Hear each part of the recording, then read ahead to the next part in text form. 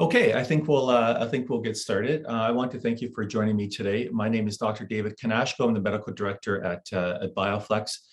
We're a medical device company based out of Toronto, Ontario, Canada, and we've been in the laser therapy medical device business for over 30 years. Our founder, Dr. Fred Kahn, was a vascular surgeon and the founder and CEO.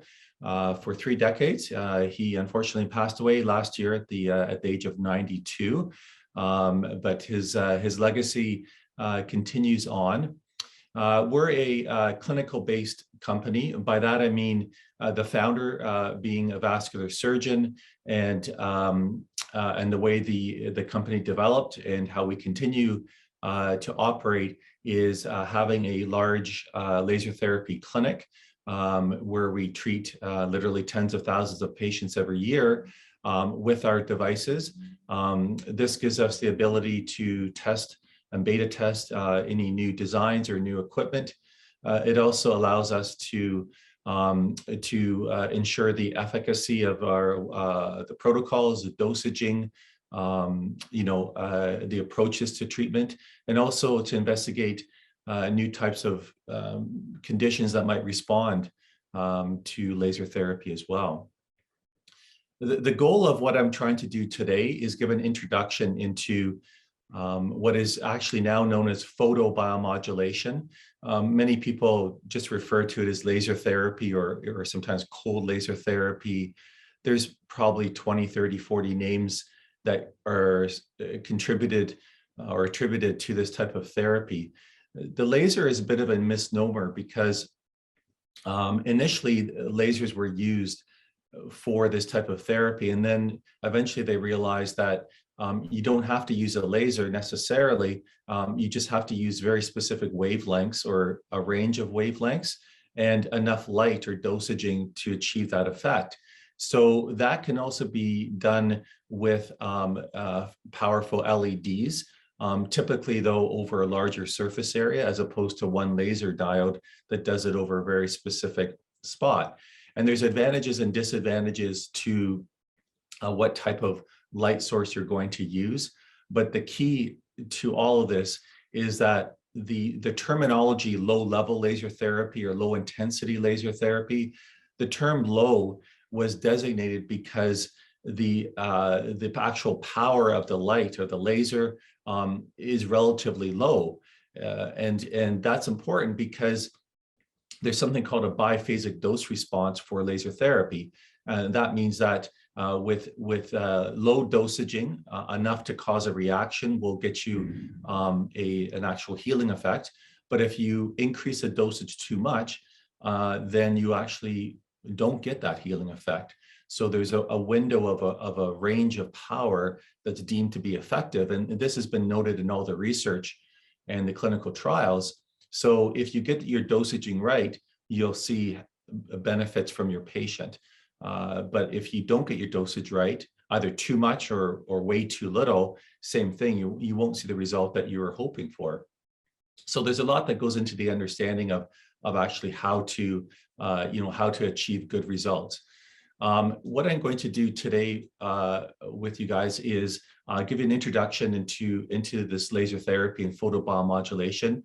By the way, you can ask me questions at any time. If you would like to ask a question, just type it into the Q&A box as opposed to the chat box. I'd appreciate that, and then I can answer your questions as we go along. I'll introduce our company, a little bit about what we do and what we offer. I'm not here to sell you anything. I'm actually here just to educate you on what laser therapy and photobiomodulation is about and maybe what you can do with it in your clinical practice. And then I'll get into some of the science behind laser therapy, some physics, understanding light, and specifically how this laser therapy, or as I mentioned earlier, photobiomodulation therapy, or PBMT, that's the medical term used now in research, how your patient will benefit, specifically what kinds of clinical applications you can use light therapy for, And then I'll just briefly touch on things like safety, some of the research. I mean, there's thousands of papers, so I'll just mention some of the key ones. I'll talk about some case studies that we've done at Meditech. We have thousands of case studies that we've done. We're now doing a lot of randomized peer-reviewed control trials that are being currently done, including for concussion. I'll also talk a bit about how we stack up about maybe some competitors. And my goal there is just to show you the differences in what we're about. We try and keep things pretty accurate. We don't make claims that I don't think are inaccurate. And I don't really think that's the case for a lot of our competitors, but maybe I'm biased, but that's how I see it. And then we'll have one of our account executives, Siba, she'll join us as well to talk more about the business aspect, bringing your equipment into your clinic, how you might be doing your billing, your return on investment, how it's incorporated into your practice, that kind of thing. She would be the one to talk to about what equipment you might need, or down the line, if you were to lease the equipment or purchase it, costs and all that kind of stuff as well too. So that's my goal for today. So I encourage you to ask questions as we go along. I have it slotted down for 3 hours. It may not take that long. It just depends on how many questions. It could end as early as 11:30 or so. It all depends on how things go. I will take a break at the hour, each hour. So break at 10 and 11, just so you know, just so I can get some water or what have you, okay? And just to introduce myself again, I'm actually a chiropractor and also trained in traditional Chinese medicine and acupuncture. Been practicing for 30 years now. And I didn't really know much about laser therapy at all. I had a very brief introduction at CMCC, which is the Canadian Memorial Chiropractic College, when I was being trained, but I didn't really gravitate towards it. We weren't really trained about it, and I didn't think much about it.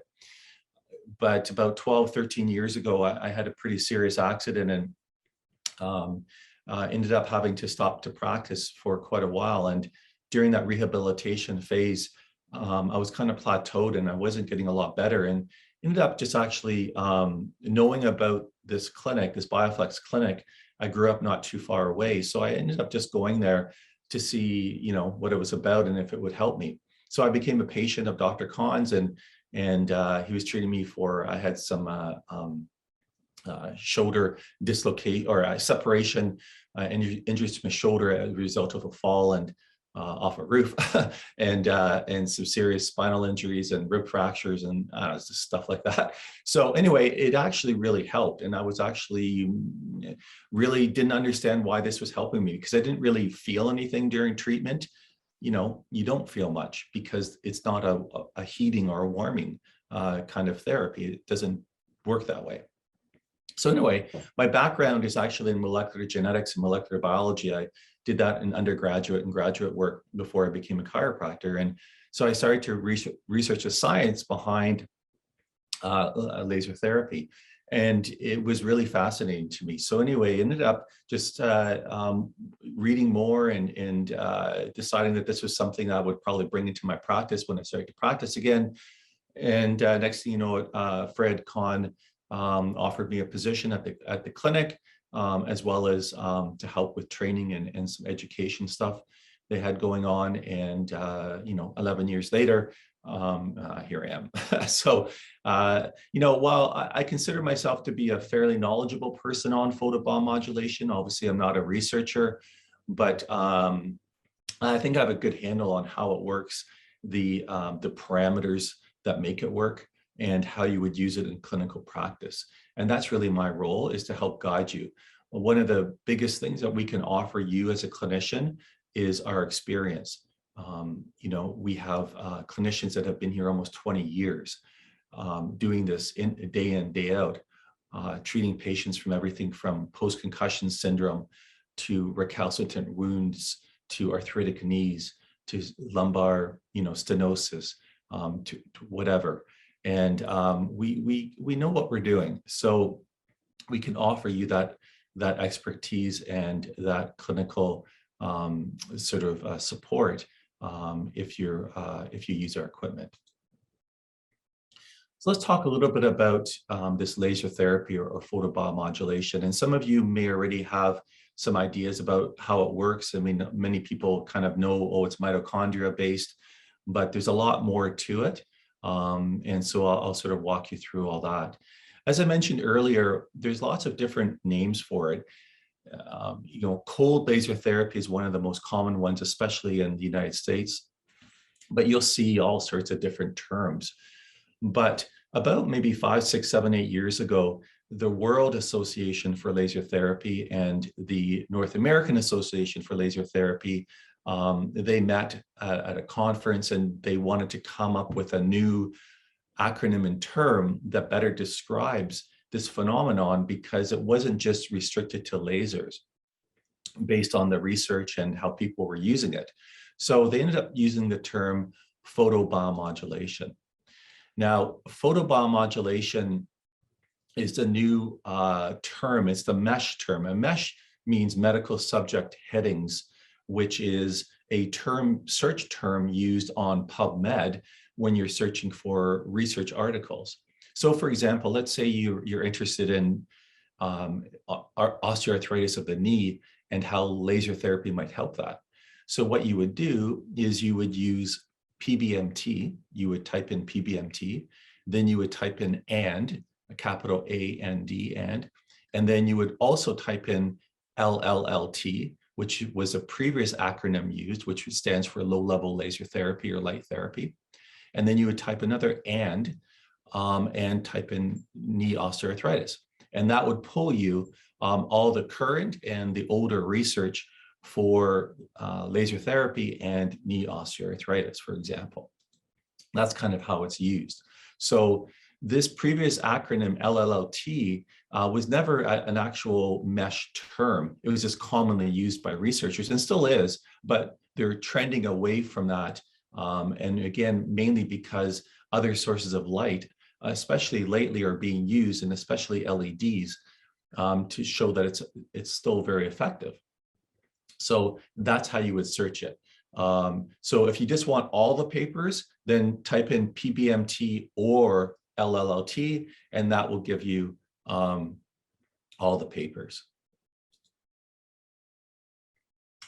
So the definition of photobiomodulation or low-level laser therapy, according to Walt and Nault, and they're considered the authorities on this as the largest organizations.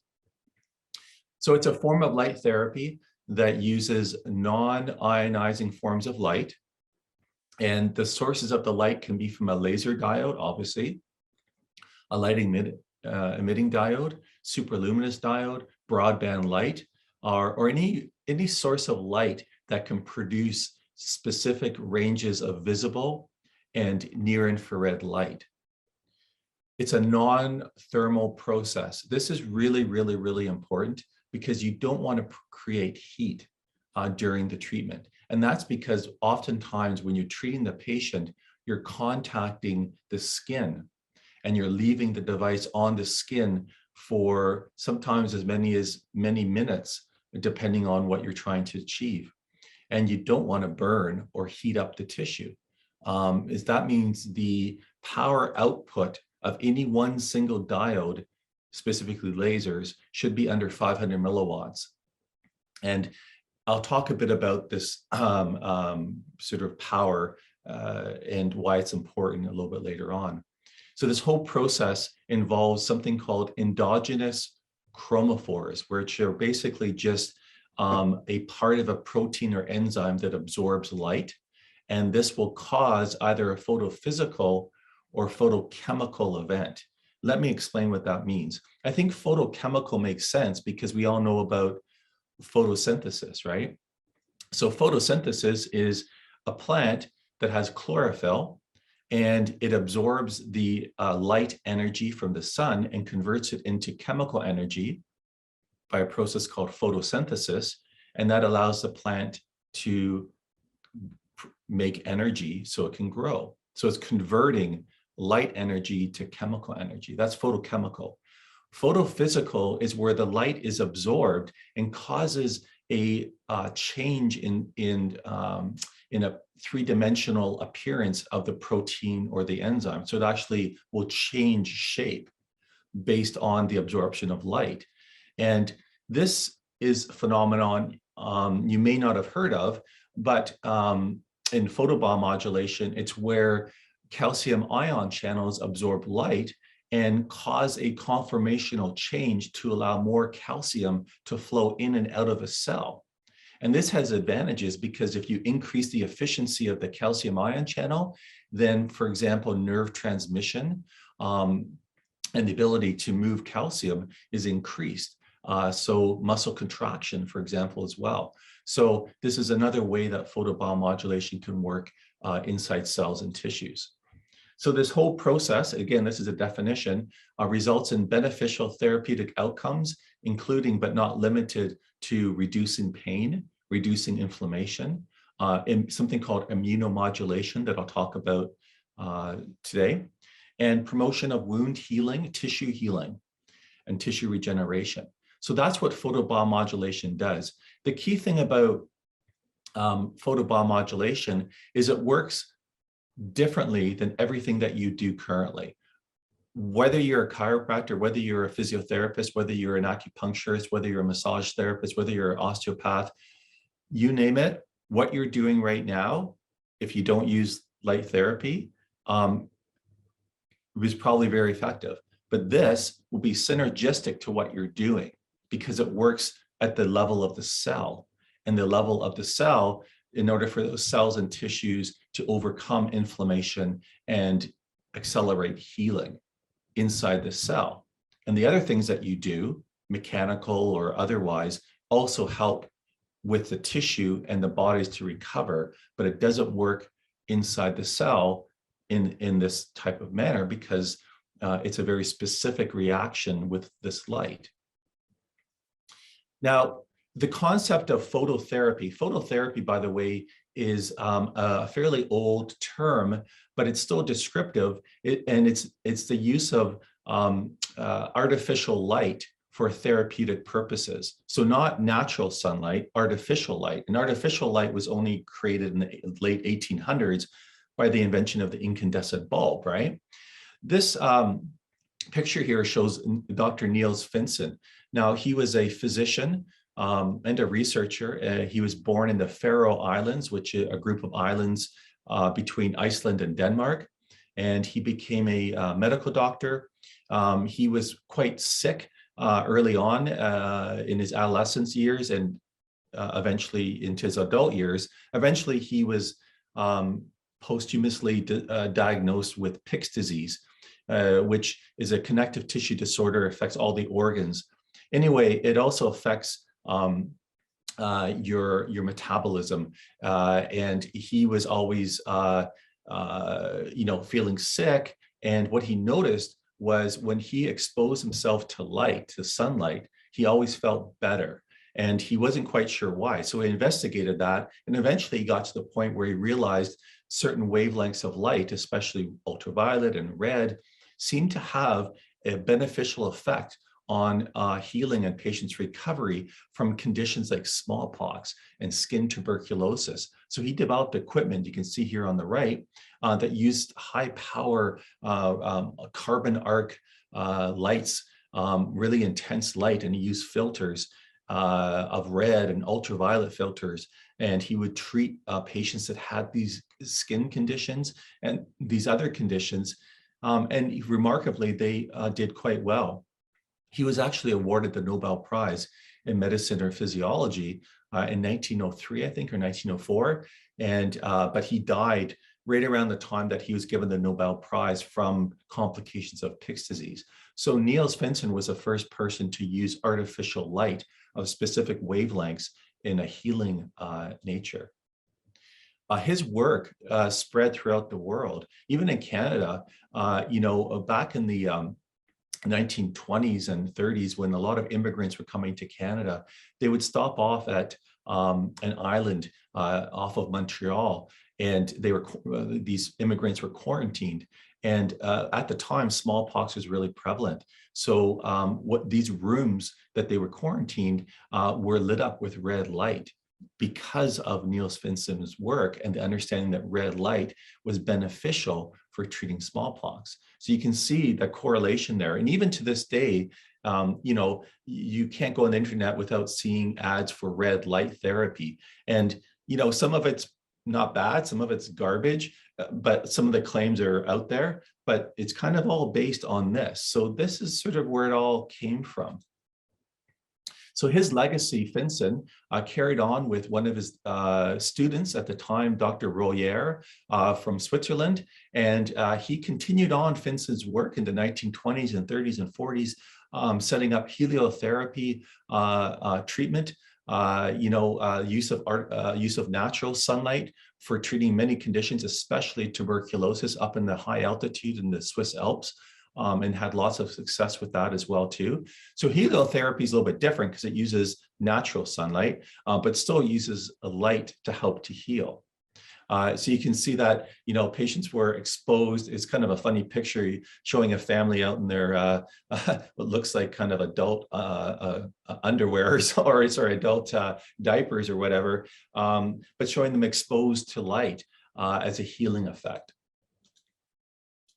Okay, so let's bring in the laser. You know, as far as lasers go, lasers are pretty cool, right? I mean, we all know about their use in different movies, that kind of thing, but they weren't invented until the 1960s. Now, they were invented because of Albert Einstein's theoretical work with respect to, I'm going to back up a bit there, sorry, before I get back to the frickin' laser guy. They were invented in the 1960s, and the first lasers were actually using a ruby crystal. This ruby crystal was energized, you can see here, with a fluorescent bulb, high intensity light. And when it energized the ruby crystal inside a chamber, it actually produced laser light. So the first working lasers weren't actually made until, I don't know, I think it was the early 1960s or mid 1960s or thereabouts. And they were quite powerful, but they were red wavelength. And this is really important in the development of low-level laser therapy. Okay, so we'll move on from that. So if we look at back in the 1960s, when these lasers were first developed, surgeons started to use these powerful lasers to cut and ablate tissues. They felt it was a little bit easier to burn tissue directly than using a scalpel because it would seal the area that they were trying to remove and cauterize it much easier than using a scalpel. So they started to do that. And if you look at this diagram, you'll see that in the very middle, where the laser light's hitting, obviously it's really high powered. So it would cause carbonization and burn and vaporization. But as you get farther and farther away from the center point of where that laser is hitting the tissue, that red light is reduced in intensity and heat. Eventually you get to a zone where there's no heat, just intense red light. The zone where there's heat and red light was called high-level laser therapy. The zone where it was lots of red light but not heat eventually was referred to as low-level laser therapy. And that's because they eventually discovered that this photoactivation zone with lots of red light but no heat actually stimulated the healing of the tissue damage by the high-level laser. And this wasn't really established until a few years later by someone called Andre Mester. Now, Andre Mester was a physician, radiologist, and professor and researcher out of Hungary and at Budapest University from the 1940s and 50s and 60s, right up until his death, into the 1980s. Now, Andre Mester read a journal paper about using lasers to eradicate or to remove a tumor in a human. That was the first experiment done using a laser to actually remove a tumor in a human patient. That was done by a physician and surgeon by the name of, oh no, I can't remember his name, McGruff, sorry, it was McGruff. And McGruff published his paper in the Canadian Journal of Medicine. And somehow Mester read the paper, and he wanted to replicate similar experiments to McGruff. So he started off by shaving off the fur on the abdomen of a rat. He had a couple of controls. So in the control rat, he injected tumor cells, and the treated rat, he injected tumor cells, but he irradiated it with a red laser that was made for him by the physics department at the University of Budapest, that was supposed to be the same as the one similar to McGruff that he used in his experiments. However, what happened was the laser that was made for Mester was not as powerful. He didn't know that. So what happened was, when he treated the abdomen of the rat, what he noticed was that the hair, the fur, was growing back faster than the control. So we had the two rats there. He's saying the one with the red laser, for whatever reason, he didn't know, actually the hair was growing faster and replacing it faster than the control. So his experiment failed with respect to removing the tumor cells. But what it did get him thinking about was that red light of this lower intensity somehow affected the metabolism of the hair follicle cells, okay? And this may raise a light bulb in you right now, because you probably know that red light especially can be helpful for hair growth in humans. And I'll maybe mention that a little bit later as well. So he decided to do another experiment. And what he did this time was he cut little skin flaps of wounds on a control rat and also a treated rat. And what he did was he used this red laser that was now low powered, not high powered, on that one specific wound. And over the same time frame, he compared the wound healing. And what he noticed was the wound that was treated directly with the red laser had significant faster healing and wound closure than the control rat. But what he also noticed was that the wound that was adjacent to the wound that was treated with red laser also was healing faster than the control, even though it wasn't directly touched by red light. So Mester concluded two things. He concluded, one, red light of a relatively low power from this laser stimulated and accelerated wound healing. And the second thing he concluded was this effect seems to also be mediated or carried by the blood or circulation, and what he referred to as a systemic or remote effect. So this is the one thing I want to emphasize to everyone that's listening. Photobiomodulation works two ways. It works directly on cells and tissues that absorb the light, and it can work indirectly if you treat blood and or bone marrow for long enough to immunomodulate stem cells and white blood cells, because they absorb the light and also are triggered to have a beneficial response to other areas of the body, usually in the adjacent area, that are trying to heal as well, or inflamed or injured. So the one thing, I keep saying one thing, but there's many things. The thing that we should all understand is light can only go so deep in the human body, and it's not very deep. The claims of it going 6 inches, 8 inches is garbage, right? It doesn't go that deep at all, period. So whenever you see claims about, oh, this can penetrate this depth, that depth, it's usually completely inaccurate. And we need to understand that. Those claims are not accurate and not based on science. And I'll talk about depth of penetration shortly. But you can still treat deeper tissues through a systemic or remote effect, because it's carried in the blood as well. Now, if you're interested more about this And this is something that we specialize in here at BioFlex. On June the 11th, I'm doing a master class, and it should be up on the website in the next day or two. We have a few keynote speakers, including Norman Deutsch, who's written books on neuroplasticity, but also a neurologist in Durban, South Africa, that's been treating a lot of conditions, neurological conditions with our equipment, as well as Daniel Johnstone, who is an expert on this systemic effect and a researcher out of Australia. And we'll also be having a neuroscientist, Ryan Darcy, who will also be speaking about post-concussion syndrome as well. And we'll have lots of other speakers as well. But this phenomenon, this systemic effect, is quite an important piece of how to use photobiomodulation. But if you don't know what you're doing, usually you're not going to achieve this systemic effect.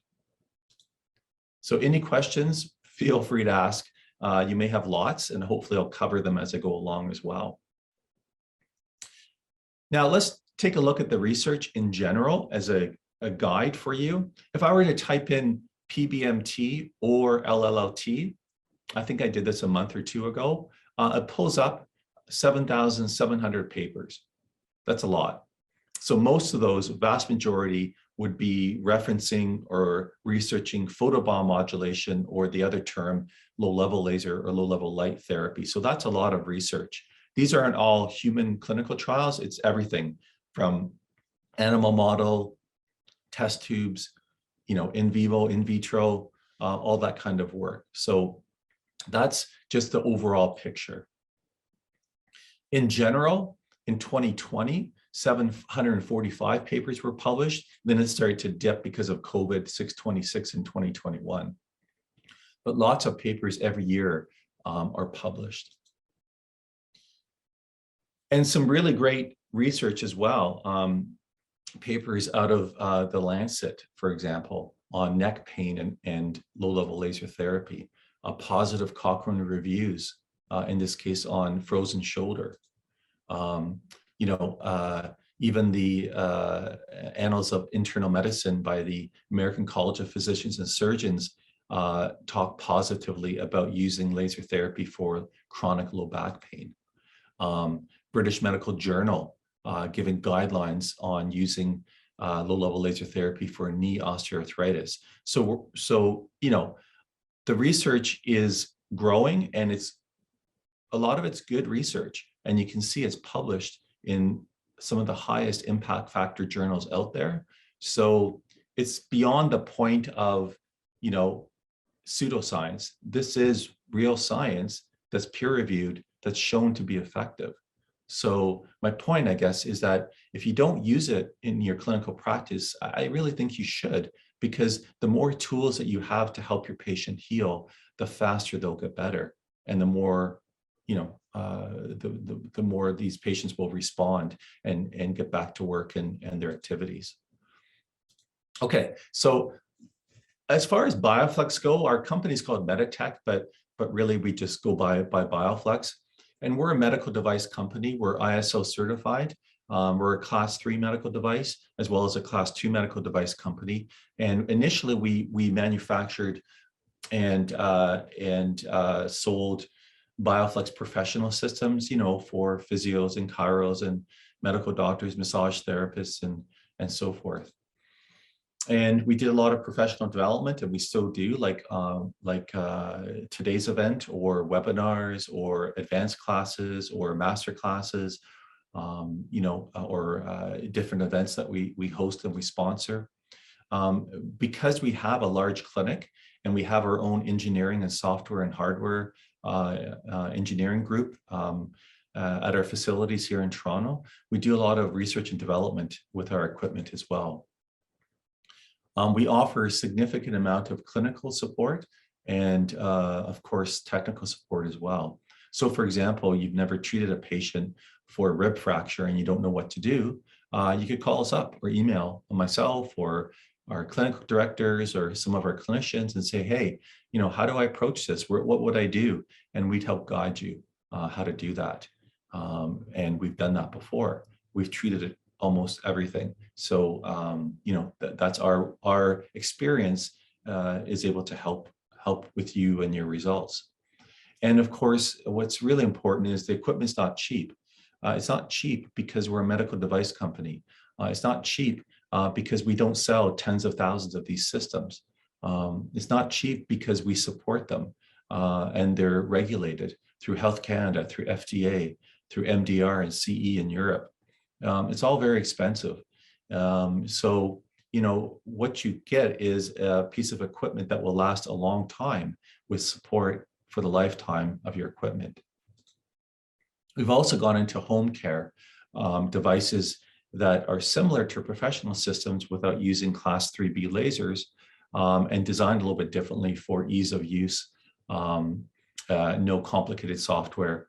And these are our personal systems. And I also do public education webinars for the general public on how to use these systems and how, and how the general public or the consumers should get a bit of information about photobiomodulation as well.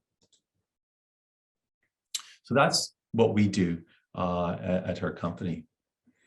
As I mentioned earlier, Fred Kahn, who did pass away last year, he was the founder, of Meditech and Bioflex, and his story is really fascinating.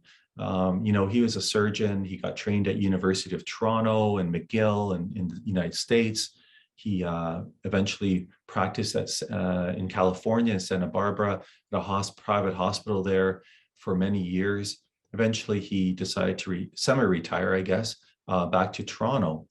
And he was really active even up until his passing, golf especially, but skiing. Well, he skied until his 80s. So I don't think he skied in his 90s, but super active guy. But back in the 1980s, he had a torn rotator cuff that was quite severe, and he was being told he should have it surgically repaired. And he decided not to opt for surgery. So he was getting treated by a chiropractor, actually, Don Fitzritzen, a chiropractor in Toronto, who's still active. And Don was one of my teachers and instructors back in the day at CMCC. And he was one of the first chiropractors in probably North America that used lasers in his practice. Anyway, he started treating Fred's shoulder with a Russian-made or Soviet-made Russian laser device. It was mainly red light. Very time-consuming. Don had to hold it on his shoulder for long periods of time. It wasn't overly powerful. It was quite weak by today's terms, but it healed his shoulder to the point where Fred was like, "What's going on? How is this possibly helping my shoulder?" So that got him interested in it. He started to learn more and more about this concept of laser therapy. He started to reach out to researchers and people that knew about this sort of phenomenon of red light that seemed to help heal tissues. And he started to work with a medical entrepreneurial program at Ryerson University in Toronto. And he started to work with some engineers to develop some new equipment that was sort of similar to what Don was using, but maybe easier to use and maybe could treat larger areas of the body and were hands-free. So he was developing this equipment, and he started to do clinical trials and was getting a lot of good success with his equipment. And eventually he got to the point where he's like, you know what, I want to open up my own clinic, use what I've, I guess, invented on my patients. And that's what he did. He opened up his first clinic in, I think, the late 1980s or early 1990s in Toronto. And then along the way, he decided to bring his devices to the marketplace, where he had his medical device company established, ISO certified, FDA cleared, Health Canada approved, CE marked, and so on and so forth. Those of you who aren't familiar with ISO certification 13485, it's a medical device certification, meaning that the equipment that is made is audited to ensure its safety and to ensure it's producing the energy and other parameters that are accurate. This is really important because it's not a day doesn't go by where someone asks me, what's the difference between our equipment and, something else? And the something else is usually something very cheap that is made overseas. And at which point I say, you have no idea what you're buying, period. It's not a medical device. So I can't comment because they don't have to be accurate. They don't have to be regulated, and they don't have to at all ensure its safety. I'm not using that device on my patient or myself, period.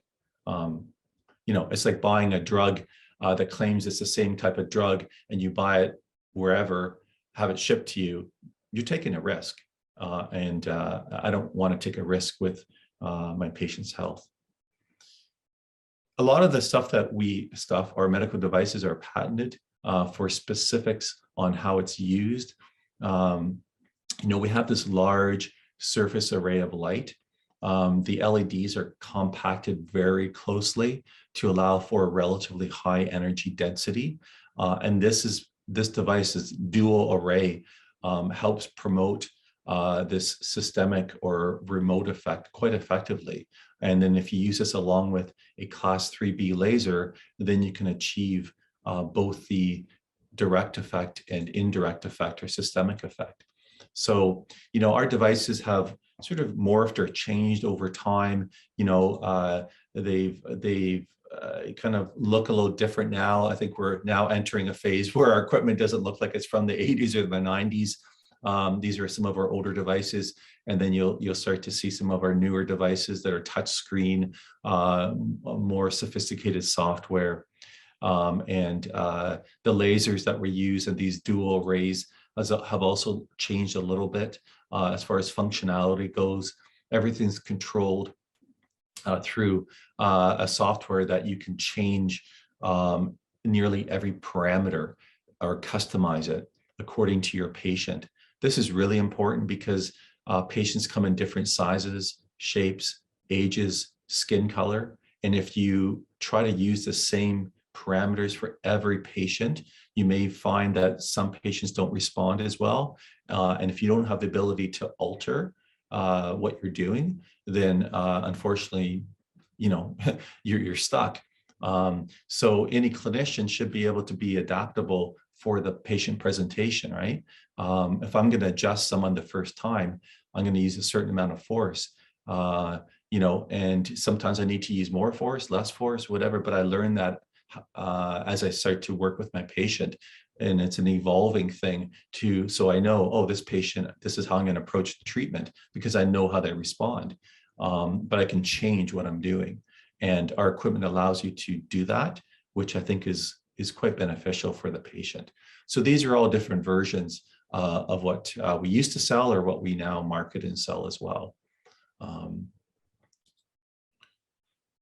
So I did want to mention briefly the psychiatrist Norman Deutsch. And the reason why I want to mention his name is that, we're not a big marketing type of device company. A lot of stuff that our word that we get out is word of mouth, but we have been starting to be talked about in through different media platforms. And one was through a book published by Norman Deutsch, who has sold millions of copies of his two books, one of which is called The Brain's Way of Healing. And in it, he talks about how patients can overcome cognitive injuries or diseases, or at least how to help them in different ways. And one of the ways he talks about is using low-level laser therapy or photobiomodulation. He ended up having patients that Dr. Kahn was also treating, and he started to see some interesting positive effects. And they got to know each other, Norman and Fred. And Norman said, hey, if you can get these patients better, he sent a bunch to Dr. Kahn. I'm going to write about this concept of light therapy in my next book. And exactly what happened. So many people are aware of us and what we do through, I think it's chapter 4 in his book on different ways or methods for patients to heal or at least help their conditions, like everything from post-concussion syndrome to post-stroke recovery and even neurodegenerative diseases as well. it's not a cure necessarily for some of these things, but it can help these patients slow down the progression, especially of things like Alzheimer's or Parkinson's or dementia, to some degree, if it's used correctly. Our equipment has been featured on The Nature of Things by David Suzuki. If you're ever interested, just Google Nature of Things and Norman Deutsch. And in those particular episodes, our clinic is featured in using this for these types of conditions. There's just a picture of sort of what that might look like. In the past, we didn't do a lot of external research. Dr. Khan wasn't a fan of that. He wanted to do more clinical work, more case study work, which we have a lot of. But over the last few years, and especially the last couple of years, we have started to be involved as I wouldn't say sponsor, but we've given our equipment and allowed researchers to start to use it for different conditions, including post-concussion syndrome, including sleep improvement, fecal incontinence, vestibulodynia, ecchymosis, secondary to surgery around the nose for rhinoplasty, lots of different interesting conditions. And we're starting to see publications based on that using our equipment as well, which gives us even more validity as to the efficacy of what we do. This is just one example of a peer-reviewed paper called The Effect of Photobiomodulation on Ecchymosis After Rhinoplasty. It was a randomized single-blinded control trial. So it was done by a surgeon out of Iran. And I didn't know this up until a few years ago, but Iran has one of the highest uptake rates of rhinoplasty or nose jobs. I guess people don't like their noses in Iran very much or something. So a lot of surgery goes on. And of course, one of the complications is having a lot of edema, a lot of bruising, post-surgery, which makes sense. And the surgeon used our equipment or our placebo and found positive results to reduce edema, reduce bruising, and reduce pain post-surgical recovery. So our devices, we have two main types of devices. The first one, as I mentioned earlier, is this large surface array. Now, this is not a laser device. These are high-powered hybrid LEDs. I say hybrid because each diode emits two wavelengths in a very narrow band. They're made specifically for us by a Japanese manufacturer. And we combine that with high-powered class 3B lasers, either near infrared or infrared. So what we do is a hybrid form of therapy using lasers and using large surface arrays of LEDs to help people heal. That's what we do. And it's very unique because it's a little bit more time consuming than just taking a laser and sticking it on one spot for 20, 30 seconds and calling it a day, which, will probably be helpful to some degree. I don't say that it won't, but you'll have limitations. And when you combine treating a large volume of tissue with light around the injured area, you will have a profound anti-inflammatory systemic effect. And that's what we do, is combine the two effects. How we approach treatment is pretty straightforward. Let's say you have a sprained wrist. You're going to wrap the array over the sprained area or the injured area. You strap it on. You're going to choose your protocol or customize your protocol. Patient's going to be relaxing. You turn it on. And the first light that's being emitted is red light. And then it's hands-free. So you walk away from your patient, let that patient be treated. Automatically after 5-6 minutes, it depends, the same diode will then emit near infrared, which is, invisible, right? Near infrared, you can't see, although I show purple here, but that's only if it's filtered, when you see purple. Then another 5 or 6 minutes of near infrared light. These two steps here, this is treating superficial structures and tissues and treating a large volume of blood. So what it's promoting is superficial healing as well as this systemic effect. And once that is done, I take it off the patient. I put on safety goggles on my patient or glasses and myself. Then I'm going to use a high-powered class 3B laser, either red, near infrared, or both. And then I'm going to target it on the specific area that's injured or diseased. And I might hold it for a few seconds. I might hold it for 10 or 15, 20 seconds, depending where I am, and then move it to another spot that's injured or painful, like a trigger point or Ashi point or a specific joint. And I'm going to use the laser for maybe 3, 4, 5, 6 minutes in total. Okay. For this, of course, the clinician is required, or someone that knows their anatomy, right? So 90% of the treatment is hands-off, or hands-free, I should say. And then the last 10%, the clinician uses the laser. So that's the approach that we use to treat almost all the different areas. There's some modifications. Sometimes you might just use the array. Sometimes you might just use the lasers, depending on what you're doing or how you're treating. And you can do that. But in general, most conditions are going to be treated this way. So far, you guys have been pretty quiet. Hopefully you're listening, but if you have any questions, please feel free to just type them in there, and I certainly don't mind answering those questions. Now, over 20, 30 years, Fred Kahn started to treat many conditions, and he noticed trends. And what he noticed was that certain conditions responded better to certain dosages, certain frequencies of light, and that by that I mean how it's pulsed, and certain treatment times. And so he started to develop protocols for different anatomical regions and different conditions. And these protocols, he has a clinical manual. Most of the protocols are in the software. Some are not. The reason why we don't have them all in the software is that some are not approved. And by that I mean, Health Canada and FDA, if you want to approve, let's say I want to get a protocol in the software for concussion. Well, I need to prove to Health Canada and the FDA that light therapy conclusively helps these patients. And that means I need lots and lots and lots of randomized controlled trials, peer-reviewed, to satisfy that.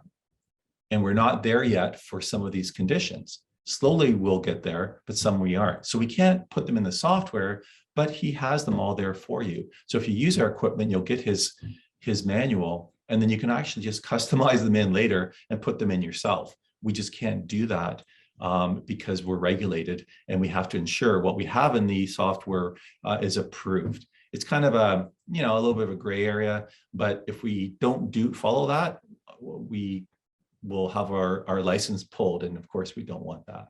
So lots of different protocols, everything from fibromyalgia, lymphedema, psoriasis, gout, headaches, plantar fasciitis, epicondylitis, you name it, neck pain, low back pain, whatever. There's lots of different protocols there.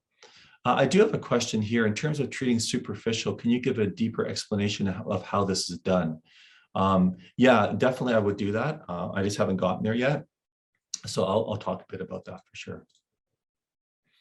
The protocols look something like this. So for example, the neck pain protocol, you can see here, the protocol for neck, you would use it for everything from radiculopathy, like a herniated disc, to soft tissue injuries or whiplash or what have you.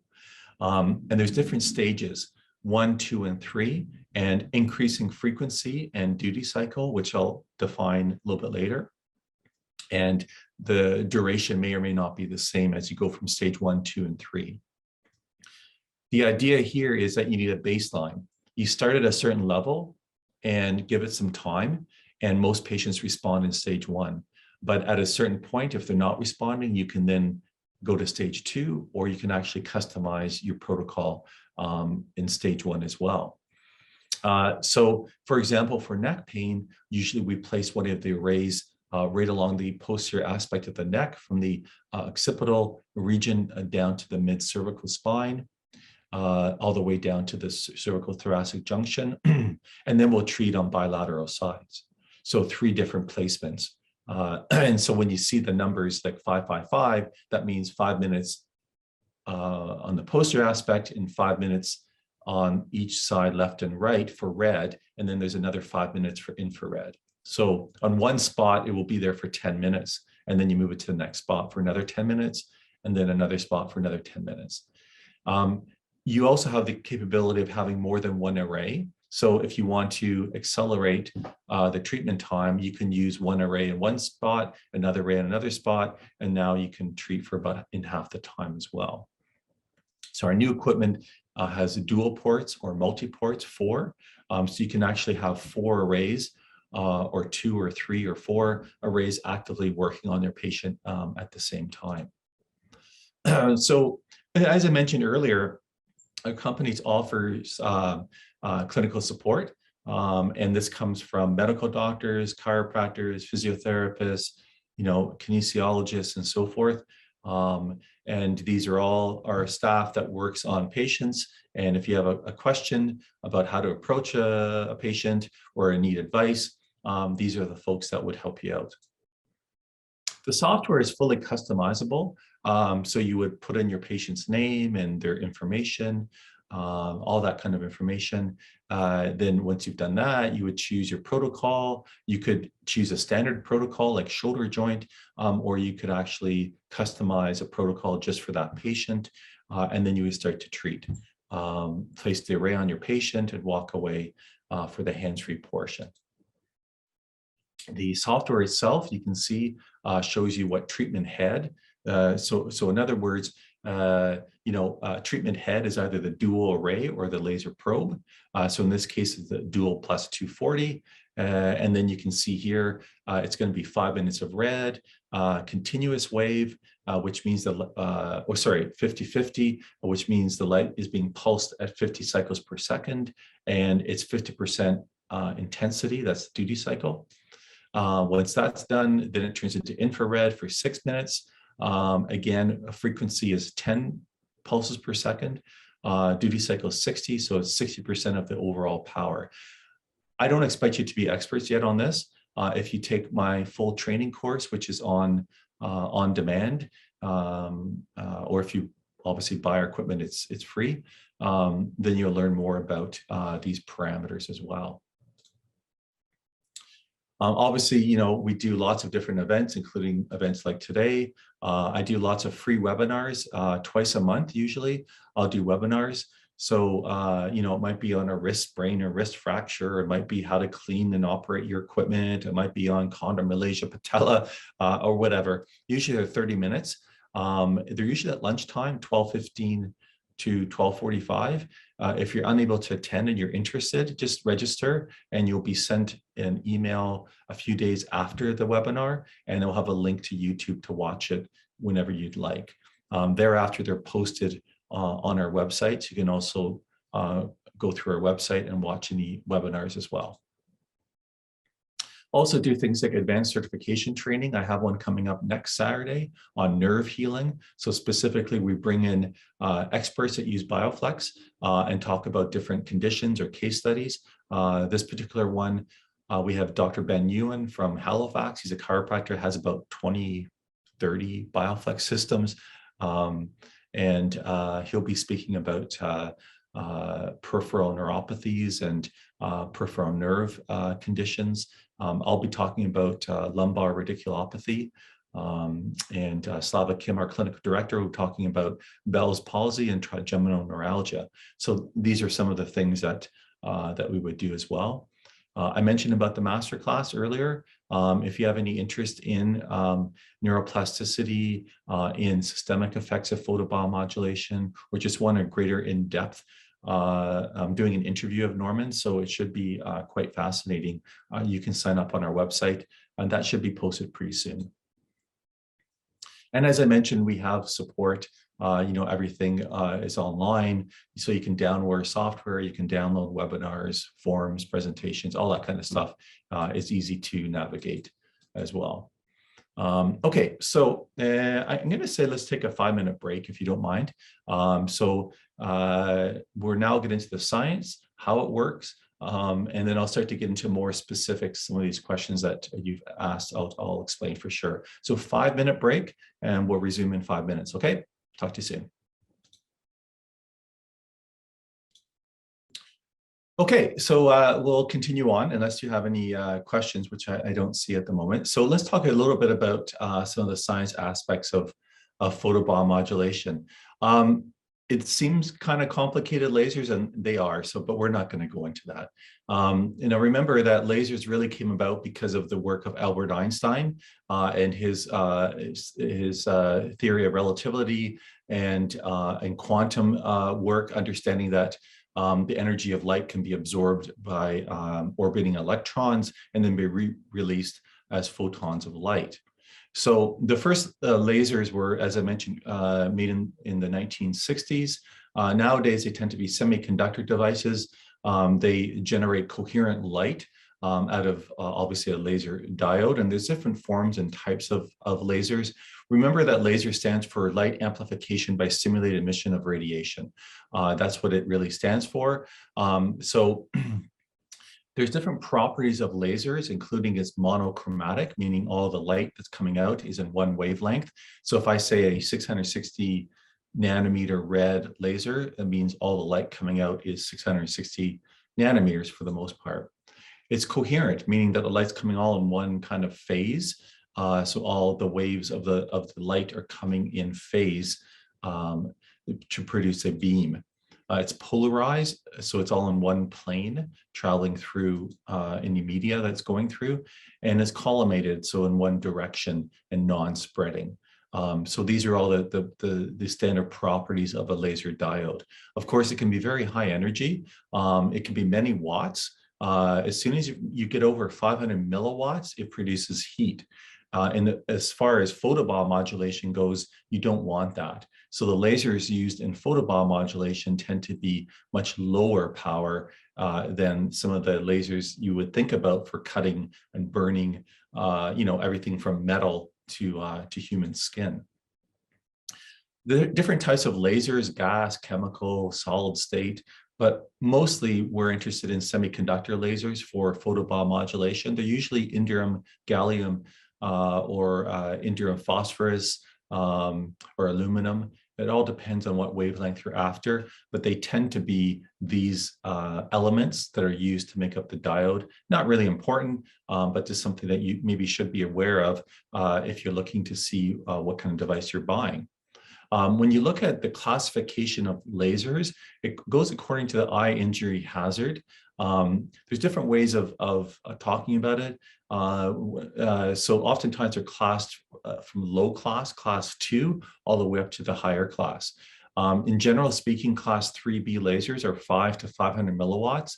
And that tends to be a medium risk to the eye. So it can hurt the eye, you just need to protect the eye, but the risk isn't nearly as a potential as class 4 lasers, which can definitely cause a lot more damage to the eye and other tissues as well. So most therapeutic lasers for photobiomodulation, they're going to be using class 3B lasers. And of course, that's what we use.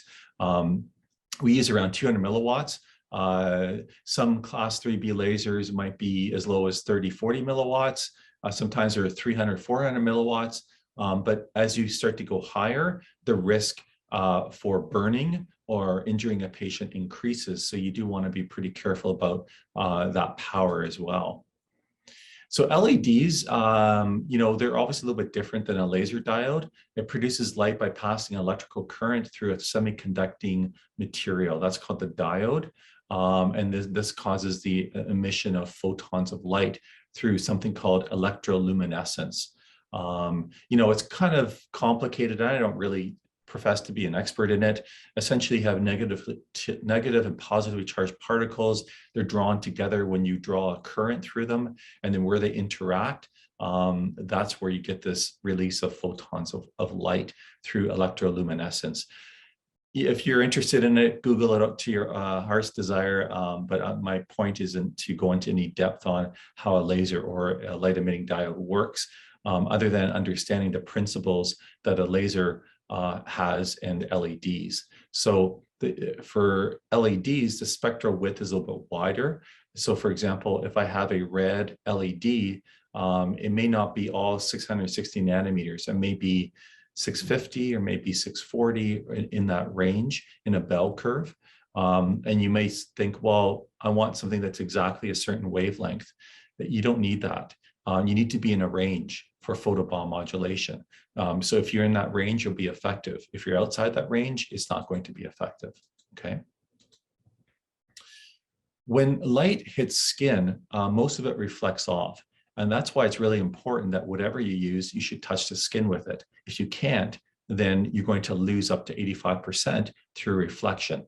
When the light does penetrate and go through the skin, even some of that will be reflected back out. It could be scattered around, it could be transmitted right through, but only a small percentage is actually absorbed in the body.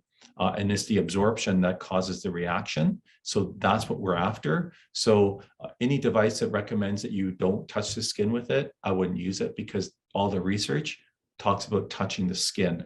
I don't know why you would use a device that wouldn't touch the skin.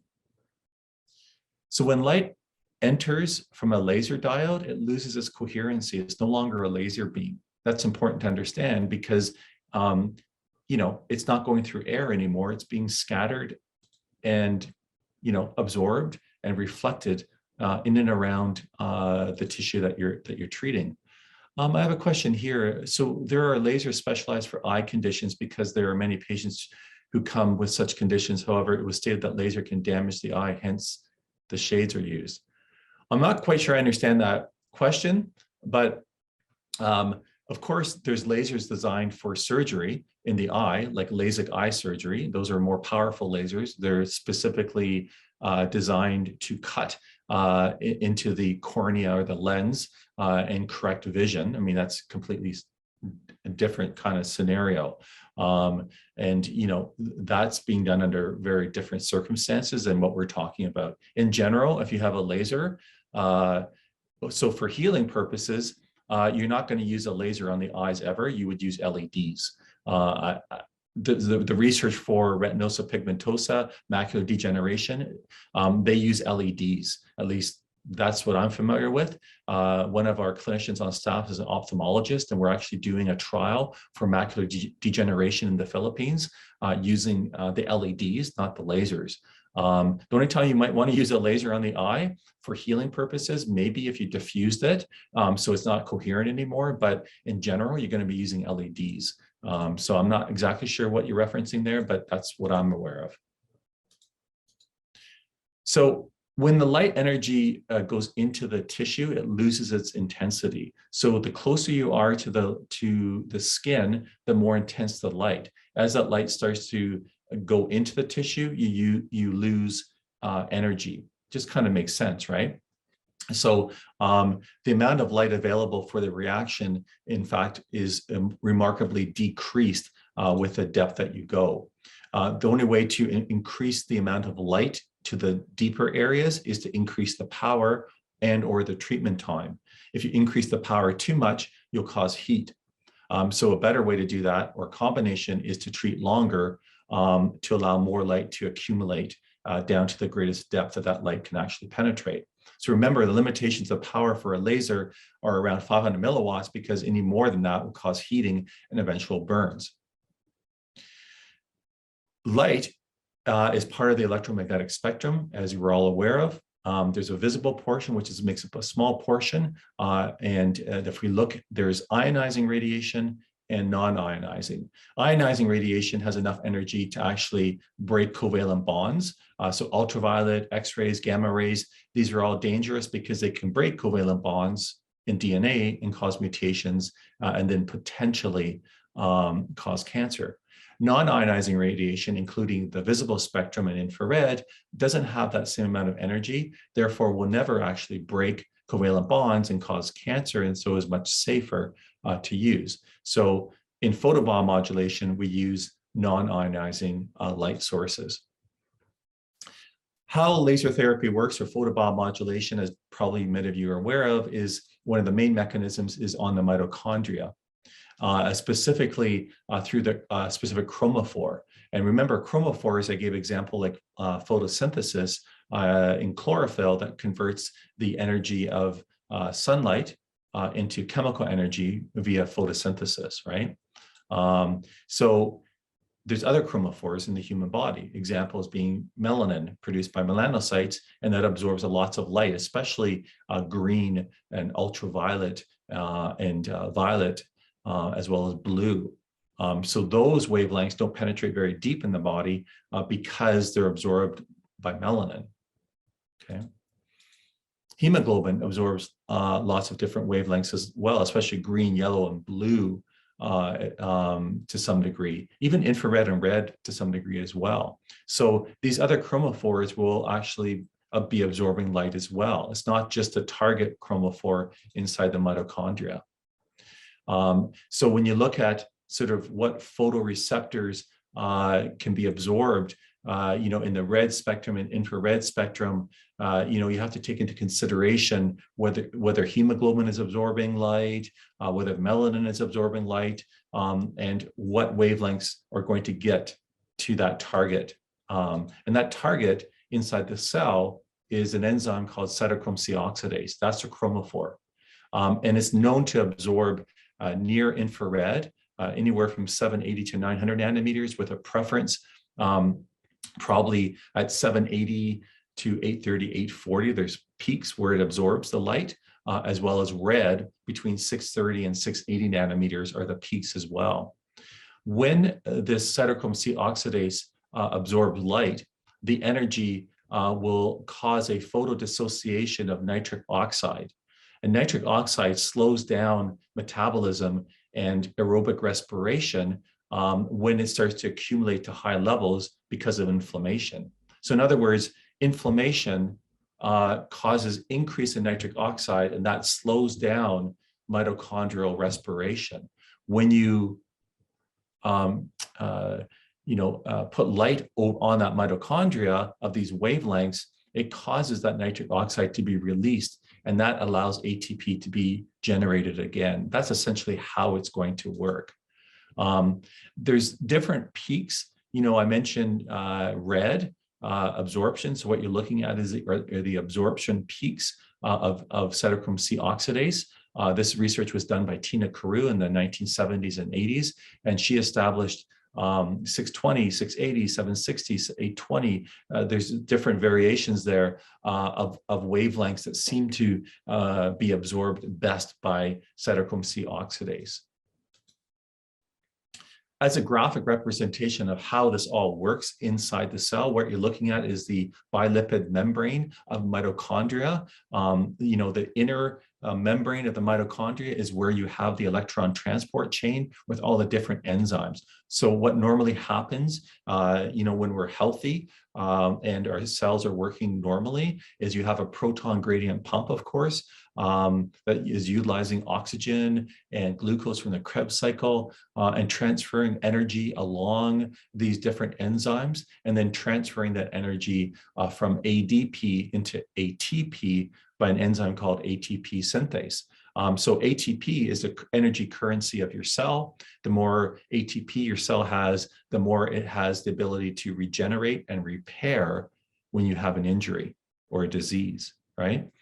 As we age, the ability of mitochondria, they get older, like everything else in your body, and they lose their efficiency. So the ability to produce ATP is reduced as we get older, which is why you see mitochondrial diseases and disorders, why older people tend to be more tired, because the mitochondria are less efficient. Okay, but in case of an injury or disease, specifically inflammation will inhibit the normal respiration that you're seeing here. So in inflammation, you have a buildup of nitric oxide. The nitric oxide preferentially binds to cytochrome C oxidase where oxygen normally would bind. And that slows down the ability for the production of ATP. And now these cells will either go quiescent or undergo something called cellular apoptosis or cellular death. And that's something we want to avoid. So we avoid that by, by treating a patient, by taking care of that patient through whether it's using ice in acute inflammation. Patients might take anti-inflammatories, other methods to try to reduce the inflammation and help that patient recover. What light does, specifically red and near infrared, it's absorbed by copper and iron subunits within cytochrome C oxidase. When it's absorbed, the energy of that light breaks the hydrogen bond between nitric oxide and copper iron. That nitric oxide then can dissociate through the membrane into the extracellular space and cause vasodilation of the localized areas.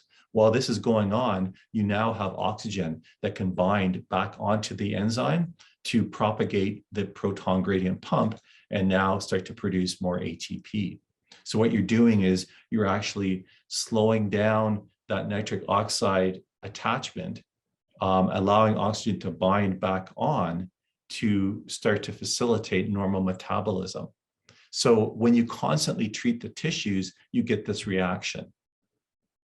My takeaway for this is not the science, it's the understanding that photobiomodulation isn't done quickly.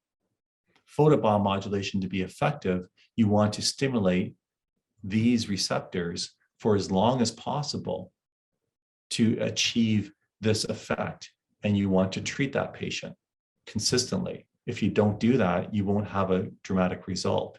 Those of you who think you're going to achieve a great result by treating for a few minutes, a few times, it generally speaking is not going to happen. That's because of this reaction that needs to be consistently created over a period of time. So there's lots of other things that are going on here inside the cell. When you produce ATP, one of the byproducts is ROS. ROS is called reactive oxygen species. It's a free radical. Normally in low concentrations, it's actually beneficial to the cell. If it's too high, it's not beneficial. But when the ROS starts to increase because of ATP production, it signals and attaches and activates an enzyme called nuclear factor kappa beta, which is shown in red there. And that causes the replication or translation of proteins, stress proteins that help the cell recover from an injury. So it's a trickle-down effect inside the cell that takes a bit of time for that to occur. So you have ATP production. By the way, that can also increase the sodium-potassium pump. You'll get the release of nitric oxide that I mentioned earlier. That can be released in through the extracellular fluid into blood, and that will cause vasodilation in the localized area. And of course, I mentioned ROS, nuclear factor kappa beta, and this cytoprotective signaling by the release, by the production of stress proteins. I also mentioned earlier calcium ion channels. They can also be stimulated with light as well to improve their efficiency. So these are all the things that are going on inside the cell to cause increase in mitosis or repair, reduction of inflammation, vasodilation, improvement of circulation. It can also have an effect on white blood cells and stem cells called immunomodulation. And it can be used to reduce edema by causing vasodilation. And it can also have analgesic effects through the release of endorphins and enkephalins and slowing down nerve transmission if you use the right dosaging. And it can modulate collagen production and secretion for tissue repair. So those are all the things that are potentially going on. One of the things that we need to understand is the active absorption spectrum of cytochrome C oxidase. I've already talked a little bit about it, but essentially when you look at the curve of the absorption of this enzyme, it's highly absorbed by green, yellow, and orange, a little bit less absorbed by as you go down the spectrum, but still absorbed in the red, and then bottoms out at 700 and has another peak in around 800 or so. So if you want light to be absorbed and stimulate this enzyme, then it looks to me like green and yellow or even violet or blue might be effective. The problem is that hemoglobin absorbs all those wavelengths. So very little light will actually get to your target. So green, yellow, blue, violet are not good wavelengths to use, even though they're absorbed by cytochrome C oxidase because before they get there, they're being absorbed by blood. Okay, so they're not effective. As you start to go down, you can see that, as you go up that wavelength towards 630, 660, that's where you start to get absorption by cytochrome C oxidase and less by blood. Okay, blood is red because it doesn't absorb as much red light. Then as you go farther over, water starts to absorb light, especially into 900 and 1,000 nanometers plus. So the idea here is that you want to use wavelengths that are absorbed by your cytochrome C oxidase, but not absorbed too much by blood or water.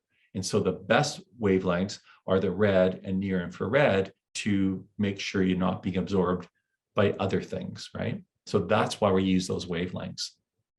And as I mentioned earlier, there's peaks that Tina Carew established in her research as far as what are the most effective wavelengths to use. The thing that we should understand about depth of penetration is that the most important parameter that governs how deep light will go is the wavelength, because wavelengths determine what other chromophore is going to absorb it, right? Okay, so in other words, if I'm going to use blue light and think I'm going to treat anything deeper than a millimeter of light, not going to happen because blue light is almost all absorbed by hemoglobin and by melanin.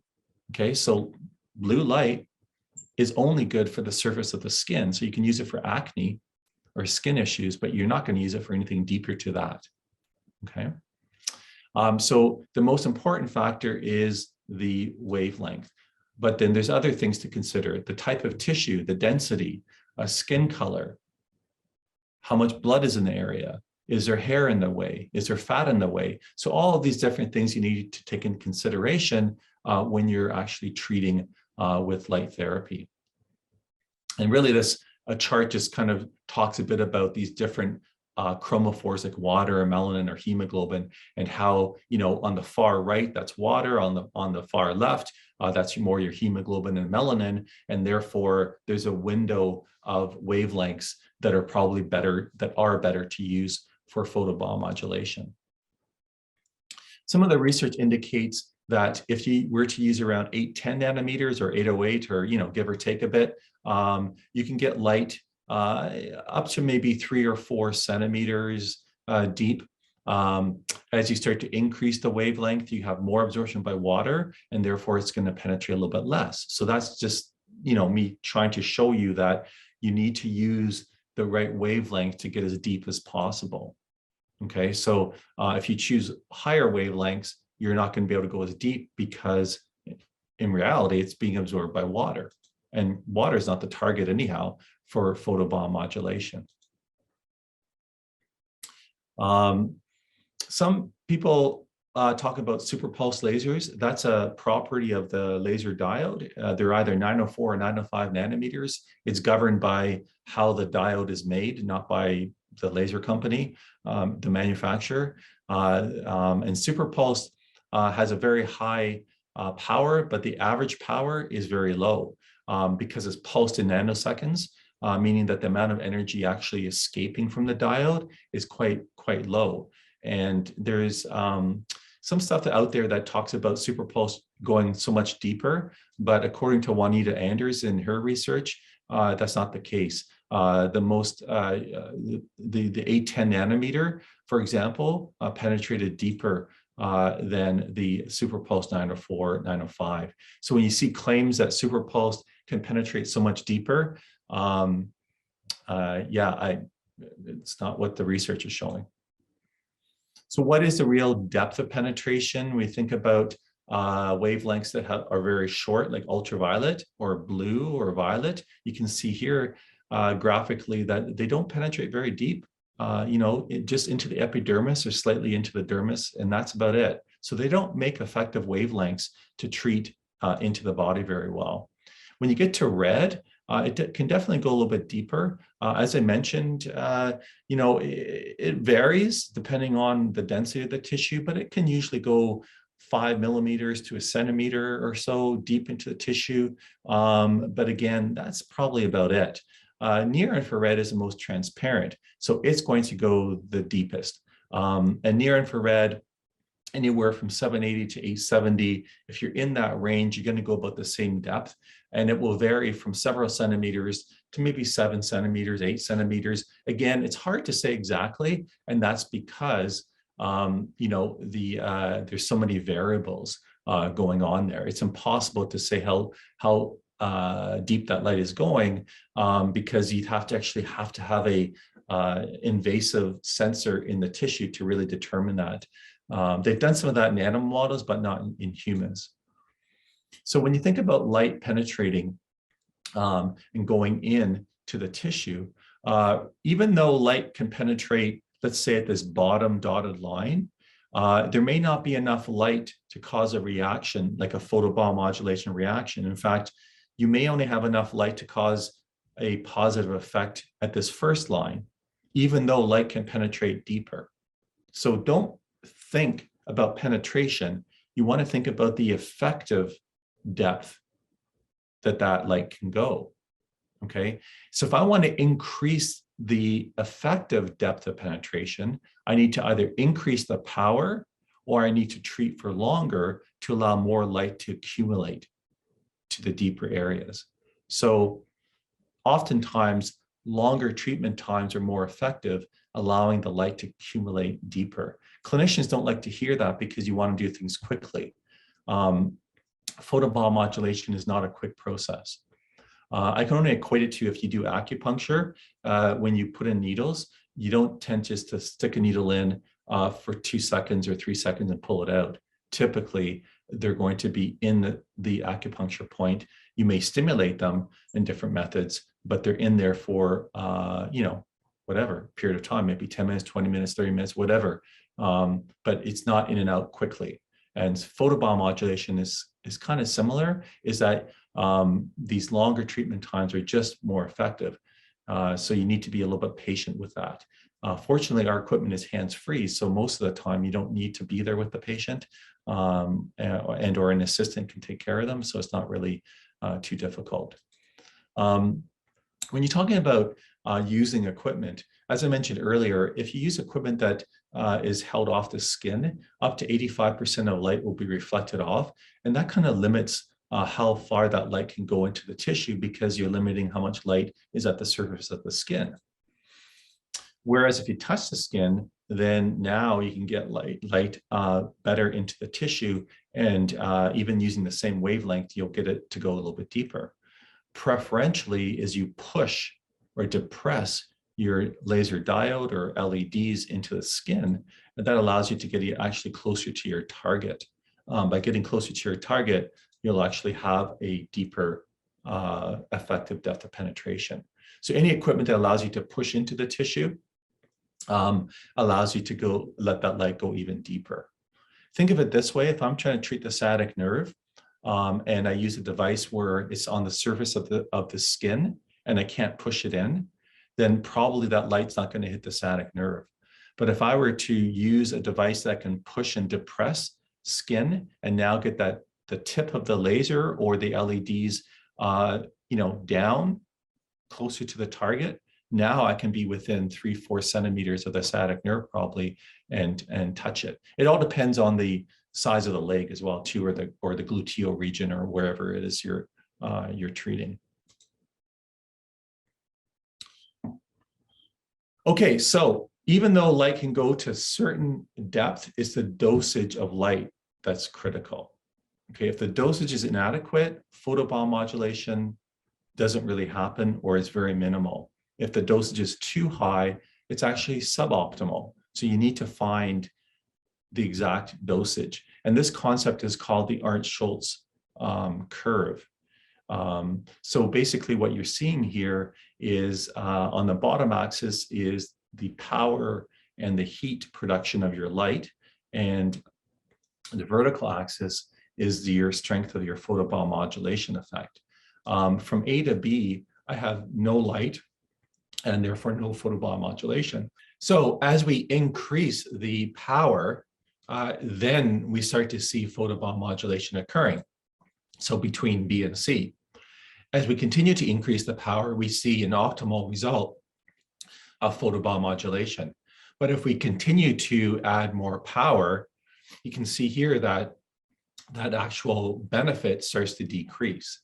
And then if we increase that power significantly to a point where we have heat generation, it inhibits photobomb modulation. And then we don't see photobomb modulation. The only time that you would ever use higher dosages if you want to block nerve pain, and then you can use higher dosages to inhibit nerve conduction. But if you want photobomb modulation, you'll be using a lot less power in order to achieve photobomb modulation. Okay, so that's the biphasic dose response associated with photobomb modulation.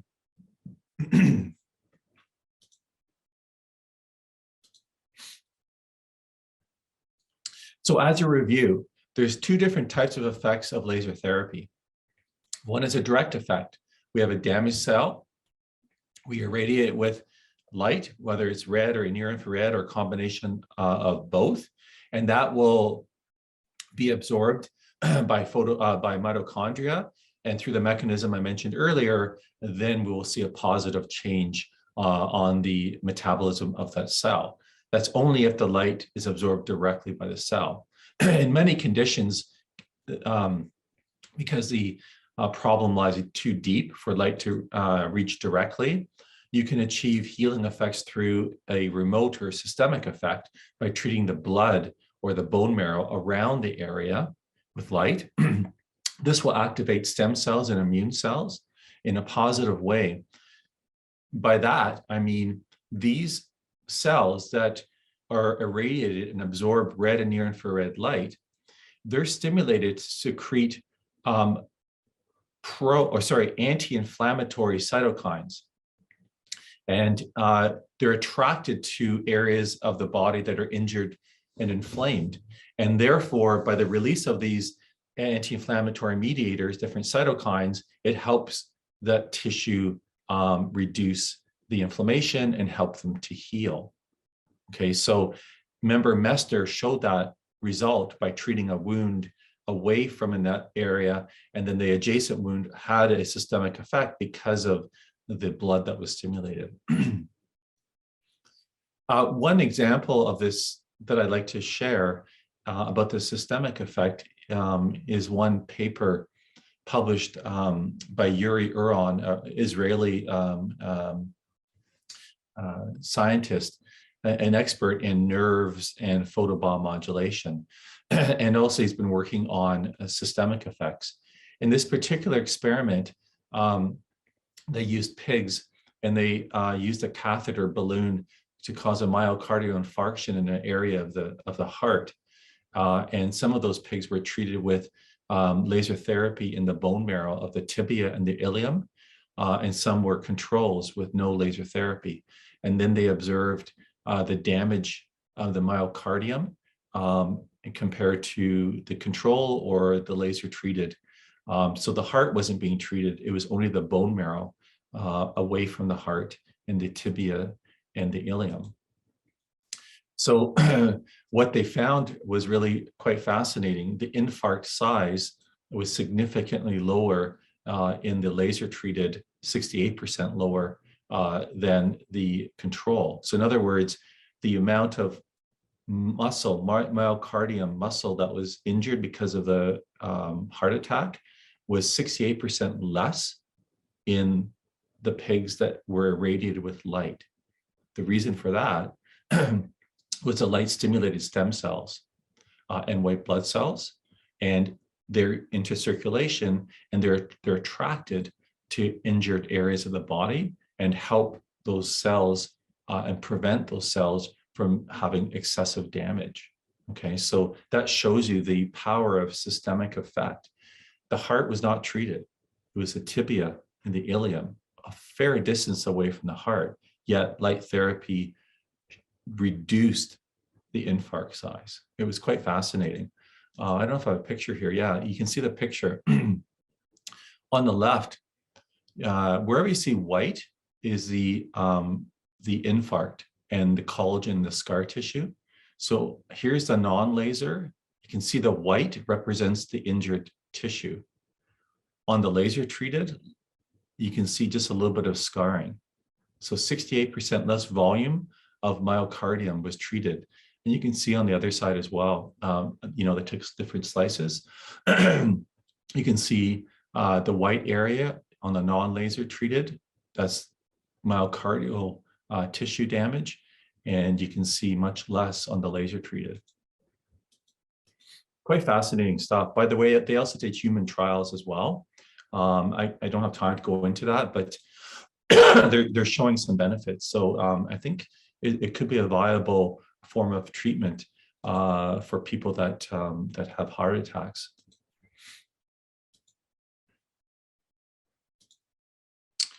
Okay, so how does this all help your patients, right?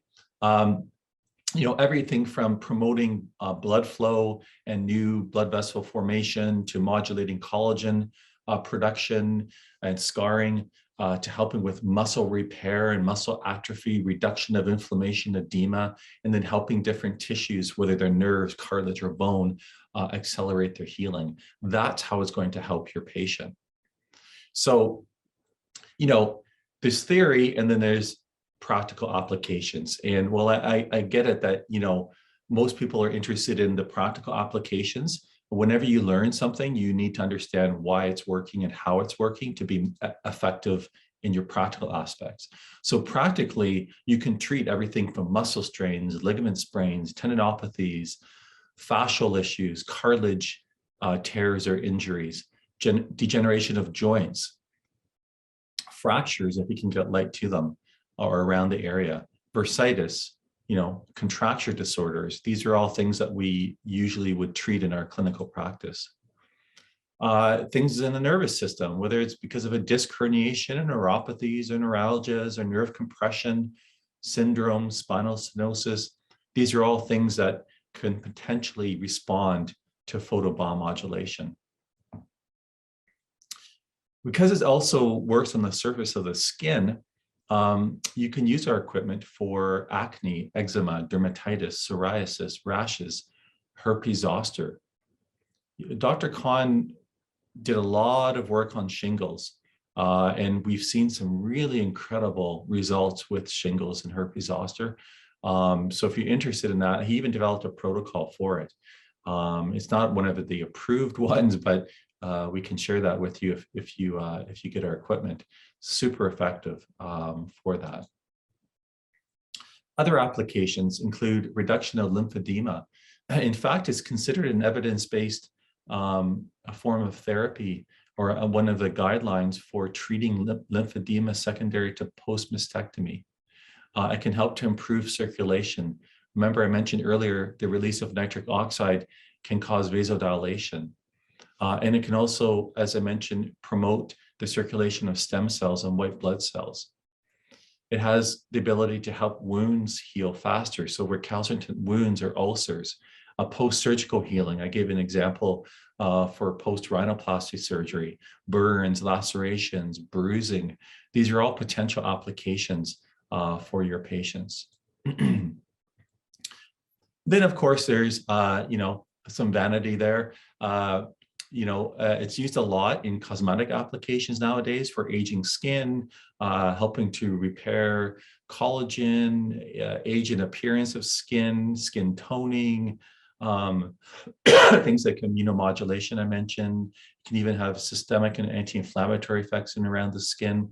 So in general, it can have a positive effect on the body.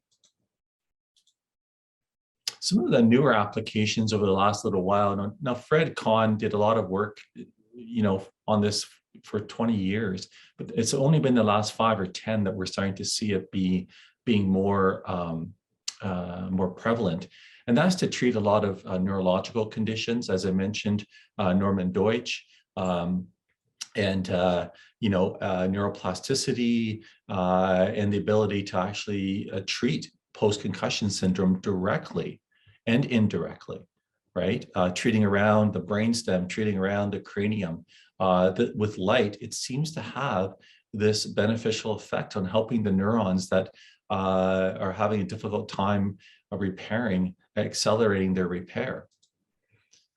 We've seen it been used for things like Crohn's disease, irritable bowel syndrome, digestive disorders, mainly through systemic effects to reduce inflammation. We're starting to see it used for infertility, mainly around reduction of inflammation, in the ovaries and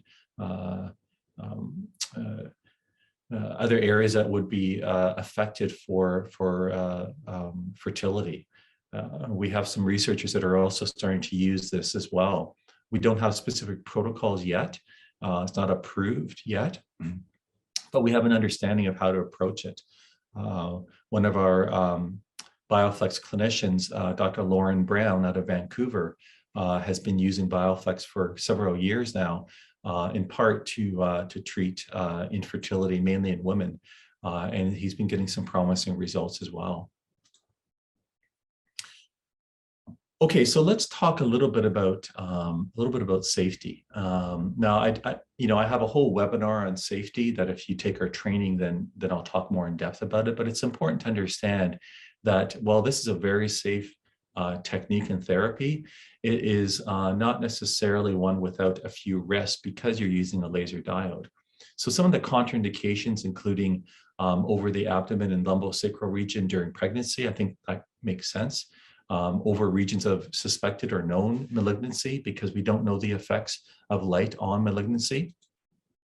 Obviously, you don't want to directly laser the eye because of the coherent nature of the laser.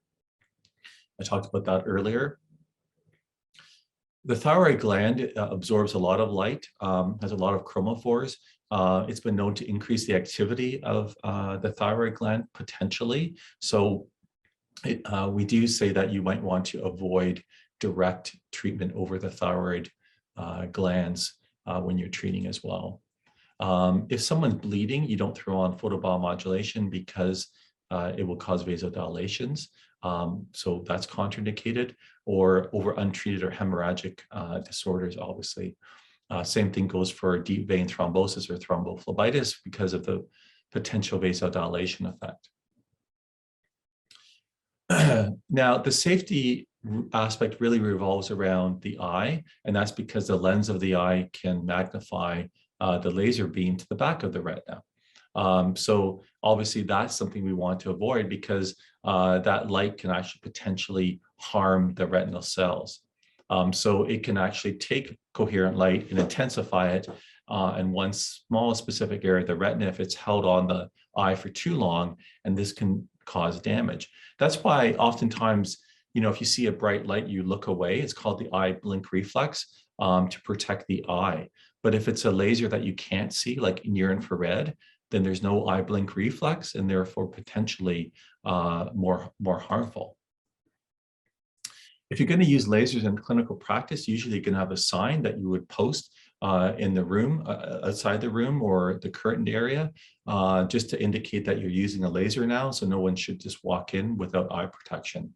The sign will indicate, the kind of laser that's being used, the power and the source and all that kind of stuff. The signage, of course, is included with your equipment. When you're using a laser portion, it's important to wear safety glasses. If you're treating around the orbital region, maybe you're treating sinusitis or trigeminal neuralgia or temporomandibular joint disorder, you'll want to have the patient wear safety goggles. Typically, this is going to block out 100% of the light, whereas the safety glasses only blocks out the majority of the light, but there are some spaces where light can get through, and it's not 100% effective if you're treating around the eye. You need to be careful. So the goggles are recommended, and of course that's included with the equipment as well. A little bit about the research. I did mention earlier, there's thousands and thousands of published papers. If we want just human clinical trials and we search for that, you'll find that there's about 1,400, 1,500 peer-reviewed, usually randomized controlled trials. So that's quite a few. In 2020, there were about 150, and in 2021, there were about 95 clinical trials. So quite active. Every month, there's quite a few to read. Some of the research, for example, the British Medical Journal published some guidelines, and this was on knee osteoarthritis. They looked at 22 independent peer-reviewed research papers. They were meta-analyzed. Risk of bias was insignificant. And overall, they concluded that laser therapy compared with the placebo was quite effective in reducing pain, as also improving function in those patients as well. No adverse effects were reported. I want to emphasize that because one of the things that I always get asked are there any side effects? And there are no known side effects. In other words, you won't harm your patient. You won't cause any problems if you use the equipment correctly. Occasionally, someone has a temporary aggravation of their symptoms. That by temporary, I mean it might occur and last within 12 to 24 hours. And on subsequent treatments, that usually doesn't happen. The analogy I give there is that if I adjust a patient the very first time, they might be a little sore or tender the next day, and the next day they're fine, and they usually will feel a lot better, right? So, you know, sometimes that happens with light therapy, but most of the time, I wouldn't see that effect at all. So it is considered a very safe form of therapy. Another paper published in the Lancet by Roberta Chow. She's a medical doctor out of Australia.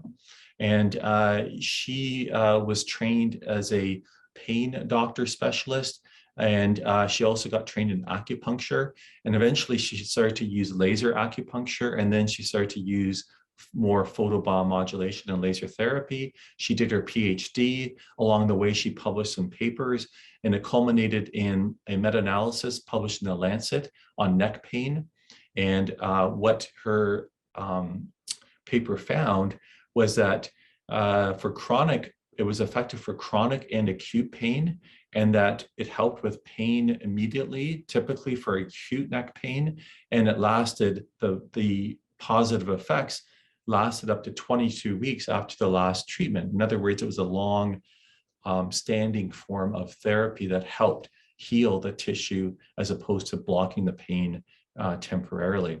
This is one of the better papers out there for a meta-analysis for low-level laser therapy. There's a positive review in Cochrane collaboration published in this case for frozen shoulder or adhesive capsulitis.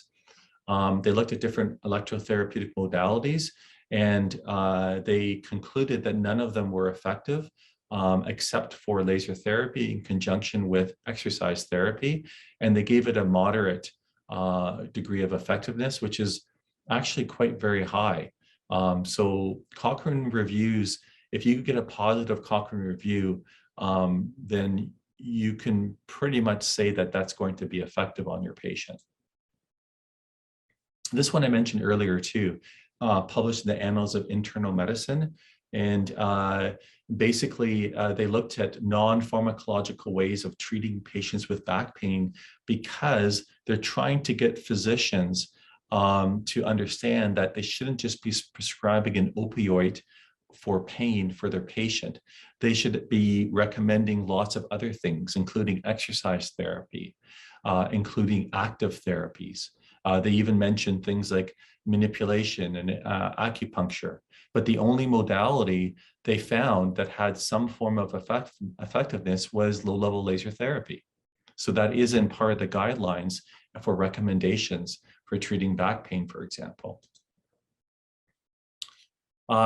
This video I want to share, one of our BioFlex clinicians, there are two of them, physiotherapists in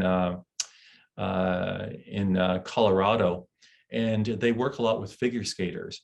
So I just want to share this little segment on their work with the US Olympic team figure skaters. So I'm hoping you can hear it. Let me know in the chat box if you can't hear it. Okay, here we go. Olympians and all athletes are always looking for an edge any way they can get it, but the training and recovery table is often overlooked. But for these Olympians, no longer. Chris Knierim needed help. As an Olympian, regular physical therapy wasn't cutting it anymore. He just wanted to skate pain-free. So she's definitely noticed the difference, and I've noticed the difference just being able to skate and be confident and powerful in both my legs. He's talking about cold laser technology, and it's given the Olympic pairs figure skater an edge on the ice. And now I'm able to do as many jumps, as many twists, as many squats, as many of whatever I want to do, as many times as I want to do them, and I don't have any more issues. Jeff Bickford is using the same technology that NASA uses to help astronauts on our Olympians. The first part is a wrap around the affected area, then a pin to zap the laser directly into the injured cells. It's just basically feeding the human healing process more energy. It's not doing something to it. It's giving it the energy to do what it needs to do. Bickford is co-owners with Melinda Couch of Peak Performance Physical Therapy, the one who brought Chris into their shop. Couch has been healing Olympic figure skaters for more than 20 years and sees all the same problems again and again. What side is their landing leg? They jump in the same direction, they spin in the same direction, they tend to fall the same way. So injuries are commonly the same or similar patterns of injury. And the lasers make her job easier, and they can both see the results in the athletes headed to the games. Skaters are coming to see us, and they know the laser is available as a treatment option. So more of them are actually just calling. If they get hurt, they're getting in sooner rather than later. It's a huge asset, and all I have to do is sit here and wait for it to be over. So it's not like it's difficult. Okay, yeah, there's just one of many. I mean, our equipment's used by Team Canada for the women's basketball team, used by high-end professionals. So, we've been around the block a long time, and we really do feel that we have a good product for sure. Listen, I'm going to take another 5-minute break. It's 11 o'clock, and we're getting through the material fairly efficiently. So let's take a 5-minute break, and we'll be back shortly. Thanks. Okay, so we'll continue on. What I want to do next was talk just to share a few case studies. These are all, well, mostly they're from our clinic, or a few are from some of our BioFlex clinicians. The idea here is that I want to give you more of a graphical kind of images of what this laser therapy is doing for the patient's recovery. The first one was, you can see obviously surgery. Now this had to do with some fractures and insertion of pins and some screws and rods in the ankle. When we treat post-surgical patients, we can treat the next day. You can treat directly over the area. Usually we use a transparent wrap to obviously keep the area protected. And you can see after 3 sessions, some nice healing. The staples were removed. And then after 5, you can see quite evidently it's healing quickly. And it's healing not with a lot of scar tissue. So one of the benefits of using laser therapy shortly after surgery is reduction of the visible scar. It helps the collagen form into mature collagen that provides integrity, but not a keloid scar. So that's just one of the benefits you'd see if you were to use laser therapy for post-surgical healing. This case study, this is one of those crazy ones that happened with Dr. Khan. And this patient was ready for amputation of her forefoot. She had dry gangrene, diabetic, and you can see the bone sticking out. You can see the other toes were affected. So she was scheduled for surgery, and she heard about Dr. Khan and ended up coming to the clinic. She lived quite a distance away. So she started to get treatment. initially started to see some positive effects. Because she lived so far away, Dr. Khan sent her home with some home system she could use. And she'd come back every week or two for follow-up and to have us use the lasers on her as well. And then over time, eventually, and this took over a year, her foot was saved. You can see the final pictures, the toe is completely healed. And this is not something to be like trifled with here. This is a woman that they gave her no option other than cutting her foot off. There's nothing else they could do. And we just used light. That was the only thing that was used on this patient. It helped promote the formation of new blood vessels and the healing of the injured and damaged tissue to the point where literally the toe grew back. I mean, that's just one of the most phenomenal examples of healing. It took a long time because the case was so advanced. But that just goes to show you the potential that's there if you use the right wavelengths and so forth. Here's another case. This was actually done by one of our clinicians in the United States, I think in North Carolina, Dr. Cruz, Miguel Cruz. And so it was a meniscal tear. The initial date of the MRI was February 14th, 2007. And the main clinical impression was a non-displaced vertical longitudinal tear, posterior horn of the medial meniscus. So that's the main finding. Dr. Cruz did about 20 or so sessions over a few months. Then there was a follow-up on May 30th, 2007. And the imaging there showed that there appears to have been healing of the vertical longitudinal tear previously noted in the periphery posterior horn. So we're talking, and I'm sure everyone is aware, a meniscus tear is hard to heal, and it takes months and months and months. And we got this healed up in a few months. So what it's doing there is promoting regeneration of the cartilage and promoting blood circulation. And that's how you're going to get that kind of effect.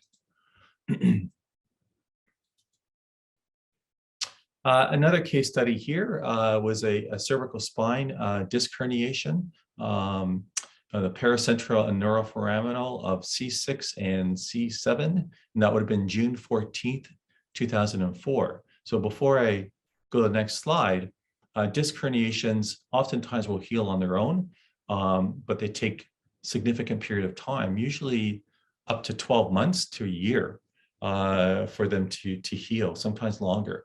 It's just not something that is going to heal up quickly. So we go from June 2004 to February 2016. It's about 8 months later. Follow-up this time was a CT, I think. And the disc herniation that was previously seen is no longer evident. So we're seeing complete healing of the disc in 8 months. That's pretty fast. I would say that's quite fast for a disc herniation with only light therapy being applied. This was a fracture and sprain of the ankle and a metatarsal bone. It was an undisplaced interarticular fracture of the base of the 5th metatarsal in this patient. They were playing volleyball. You can see the initial pictures here, bruising and so forth.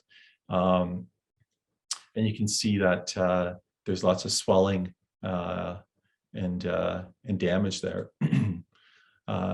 Progression, May 30th. Let me just back up a bit. That was May 2nd. So about 28 days later, the patient, you can see, is quite well healing, minimal edema, bruising is gone.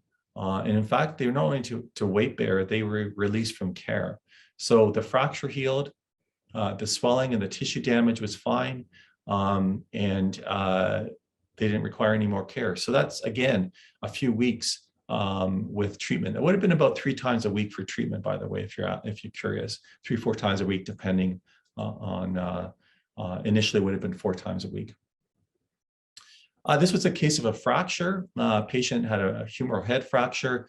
They were stabilized. This is out in Halifax, Dr. Ben Ewan's case. Patient came into Ewan saying that, they had a fracture, they can't get in for surgery for a few weeks, but it was stable. Is there something he could do? He goes, yeah, we'll start treating it. I started to treat it. And then the patient actually went back for the surgery. X-rays indicated that it was good callus formation. It was stable, and they didn't need surgery anymore. So again, just showing you the acceleration in this case of a fracture heal. Things like olecranon bursitis, for example, nice and easy to get to, relatively superficial at the elbow. And you can see 6 treatments over 2 weeks, showing you, in fact, that there's fairly quick healing going on there. Things like a hematoma, secondary to a hamstring strain. Okay, you can see the blood pooling, large area of hematoma, and you can see fairly rapid resolution of the hematoma over a week with 4 treatments. This was done in our clinic next door here. So why BioFlex? Well, I mean, obviously we're going to be using the correct wavelengths that are known to be effective. We combine large surface arrays of LEDs for systemic effect along with the direct effect of the laser probe. We're going to use software that allows you to completely customize the protocol for each and every patient for all dosage parameters. We feel strongly that our proprietary protocols developed in clinic by Dr. Khan over 3 decades are effective. And you get lifetime clinical and technical support. And we also, of course, offer lots of education and training to improve your skills and know-how of using photobomb modulation. Oh, of course, you get me as well, so I'll toss that in. So what about equipment that uses superpulse? Well, I mentioned earlier, superpulse is not a bad wavelength. It's 900, 904, 905. It's not optimal, but it will still help. But the problem with 904, 905 is that it tends to be actually relatively low powered, even though they say they have 10 watts of power. It doesn't matter. It's pulsed in nanoseconds. So the average power coming out is usually 10, 20, 30, 40 milliwatts, pretty low. So it's not, then they won't tell you that. The manufacturers never tell you that. They say, oh, it's 10 watts of power. And you think, oh, that's great. But what you don't know is that it's 10 watts peak power. The average power coming out of the diode is in tiny milliwatts. They won't say that. So it's the average power that counts. So super pulsed, high power peak, but average power very low. Whereas regular laser diodes like ourselves, that's not the case. And remember, of course, class 4 lasers are much more powerful, greater than 500 milliwatts, usually watts, and they potentially can cause thermal damage. So for class 4 laser therapy is not photobomb modulation, it's using heat to create an analgesic effect. So if you want an analgesic effect, you can spend 40 grand on a class 4 laser and get a wonderful heating effect. I personally would buy an infrared lamp or heating pad for a few $100. I don't know, that's what I would do. By the way, heat, let's face it, you're not going to throw on your patients very often on an acute or subacute issue because it's contraindicated. Class 4s, even though it sounds great, oh, so much more power, but the problem is, according to the definition of photobomb modulation, you're not going to use any laser or diode that has a greater output than 500 milliwatts. That's not me saying that, that's the experts saying that. So when class 4 laser therapy says all the claims of photobomb modulation, they are not being honest because the research doesn't use class 4s, it uses class 3B or LEDs, something that they tend not to share very well. So remember, it's a non-thermal process under 500 milliwatts. That's the effect you're looking for. If you want a heating effect, then sure, you can use class 4s. Research-wise, is limited as well. But remember, class 4s tend to use higher wavelengths, not always, but oftentimes, and that higher wavelength is absorbed by water because that's what's going to heat up and cause the actual heating effect. And remember that Arndt-Schultz curve, or the biphasic dose, excessive power inhibits photobiomodulation. So even if they use the correct wavelengths, the amount of energy is so much that the result is overstimulation. Good for blocking pain, not so good for photobiomodulation. The research, if I researched HILT, which is high intensity laser therapy or class 4 laser therapy, and I put lasers to ensure that I'm getting all the information, I get a grand total of 41 papers compared to 7,000 for photobiomodulation. So it's not very well researched. So remember, photobiomodulation, sorry, I spelled that wrong, PBMT or LLT, that's what you're looking for, either class 3B and or LEDs, not class 4, right? So quick treatment time isn't necessarily better, again, for the reasons I've talked about throughout the day today. And remember that heat has a negative effect on photobiomodulation. You tend not to use heat on acute injuries. I don't know the last time I would ever consider, I've never considered throwing heat on an acute swollen knee. It just doesn't make sense. And then there's some companies, I don't know, Orconia, that advocate using blue and violet wavelengths. And hey, why not treat over clothes? Again, it doesn't make sense. Blue violet wavelengths, great for acne, perfect, but they're not going deep to the skin. It's not going to be helpful for anything deep to the skin. Not to mention, never ever will you ever read a research paper that says we treated over clothes. It doesn't happen because it absorbs or reflects light. It doesn't make sense, yet they oftentimes will advocate for it. So again, not a big fan, and they hold it away from the skin. Their diodes are 7-8 milliwatts. There's 2 of them. So a whopping 20 milliwatts of light held a distance away from the skin equates to almost no light going into the human body. That's just the physics of it. I can't advocate something that doesn't make sense. You know, other equipment like Thor, and Thor does a good job for lots of different things, but the issues I have with Thor is that their diodes and their shower head are encased in glass behind the glass plate. So now when I put it on the skin, it's going to reflect off the skin because it's not held directly to the skin. Our lasers, the diode is right at the surface of the skin to allow light to go into the tissue. And as soon as you have a shower head and you have such a large surface area, you can't push it very well into the skin. So those diodes can't depress the tissue very well. Whereas all of our diodes, including our dual array, they stick out to allow it to depress into the tissue, which is a huge advantage of getting light deeper into the skin and through into the body. Okay, so I'm going to introduce one of our guest speakers, our last speaker, and her name is Siba. So I'm going to ask her to unmute herself, and there she is there. Hello, Siba. Hi, how are you? How are you? So Siba is one of our account executives, and she's going to talk a little bit about integrating BioFlex into your practice, a little bit about obviously what we offer as a company. So I'm going to stop sharing my screen now. And let me just see here. I'm going to ensure that you can also share your screen.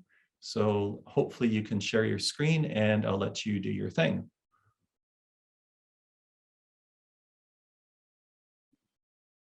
Thanks, David. Can you see my screen? And just go full screen and we're good. Okay, perfect. Thanks, David, for the introduction. Also, thank you everybody for joining us today. I know you're all busy with your practices and this is a weekend for you, but I hope you're learning lots from David. Just a little bit of a background about myself. My name is Siba. I'm one of the account executives here at BioFlex. I cover the state of California and some of the United States. I have a background in biochemistry and molecular biology, so my passion for therapeutic wellness aligns with BioFlex's vision to facilitate a more natural healing approach at the cellular level. If you have any questions at all, please do not hesitate to ask. You can leave them in the question box and then we'll get to them near the end. There we go. So our motto is designed by clinicians for clinicians, and we really do practice what we preach.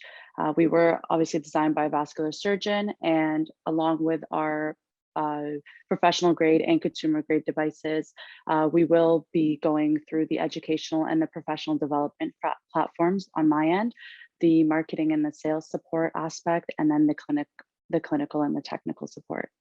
So I'll just be providing you with an overview of all of that. So there are a number of factors as to why we have an advantage, and the most applicable one would be the use of the hands-free approach for the light array. We do use a patented two-step approach that includes the use of an array, as you see in the first two pictures, that emit red light along with infrared light, and then the use of the infrared laser diode. The reason that we do use the red light along with the infrared light is to penetrate into the superficial layers of the muscle, and then the use of the infrared light in order to penetrate a little bit deeper, and then the use of the laser in order to maximize the penetration and include that maximum effect for it. It is a hands-free technology, so for the majority of the practice, you don't have to be in the room itself, so it does allow for minimal supervision, and so that means that you're able to treat multiple patients at once simultaneously. And the great thing about laser therapy is, relating to BioFlex, is that if it is within your scope of practice, it is considered a modality, and you are able to bill it to third-party insurance companies. So with the option of any of our professional grade systems, you do have the choice of either the Duo Plus 180 array or the Duo Plus 240 array. The two array options feature superluminous diodes, as mentioned before, that deliver both the red light followed by the infrared light. And then the main difference is that the size and the power output. So the Duo Plus 180 array covers approximately 75 centimeters squared of surface area, and that's great for the extremities. So a lot of laser acupuncturists tend to use the smaller array, and that contours neatly around the wrist areas, the hands, or the ankles, whereas the larger of the two arrays, the Duo Plus 240, covers approximately 25% more surface area and allows just for a greater output, just because it does contain more diodes. That's usually used for the back, the hip, a little bit more if you're looking for a greater surface area, or if you need a couple more placements that are required. So for example, along the C-spine, where you're needing multiple placements, that just covers a bit more surface area and cuts down your treatment time as well. The great thing about both of them is that they do contour to any of the anatomical regions. So you're able to get maximum energy transfer between the lights and the muscle area, just because you are placing it directly on the skin. So you have the option of either the 180 or the 240, or you have the option to purchase both with your professional grade systems. Now, along with our dual port and multi-port devices, which I'll go into more detail, we actually do have our BioFlex Plus professional software. Now, this software was developed a couple of years ago, and the great thing about this software is that it contains all of the preset, scientifically developed protocols within the software itself, along with a patient management software. So let's just say that you have a patient that's coming into the clinic, and there are multiple practitioners that have to provide treatment for that patient. They could just click the individual's name, and there's a patient history tracking within that software, so that for ease of use between the clinicians and for yourself.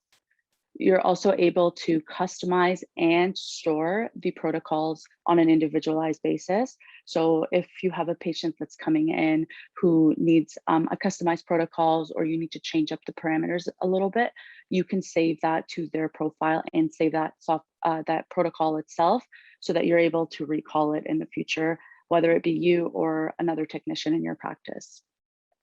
The great thing about the Practitioner Plus software as well is that it does contain an anatomical and condition-based tutor. So in the picture below, it shows you the figure that has the green buttons for all of the anatomical features that you're able to treat with the preset protocols, along with a condition-based tutors that shows you the optimal placements and shows you all of the customization parameters. So these are our 3 different professional systems. I'll start over from left to right.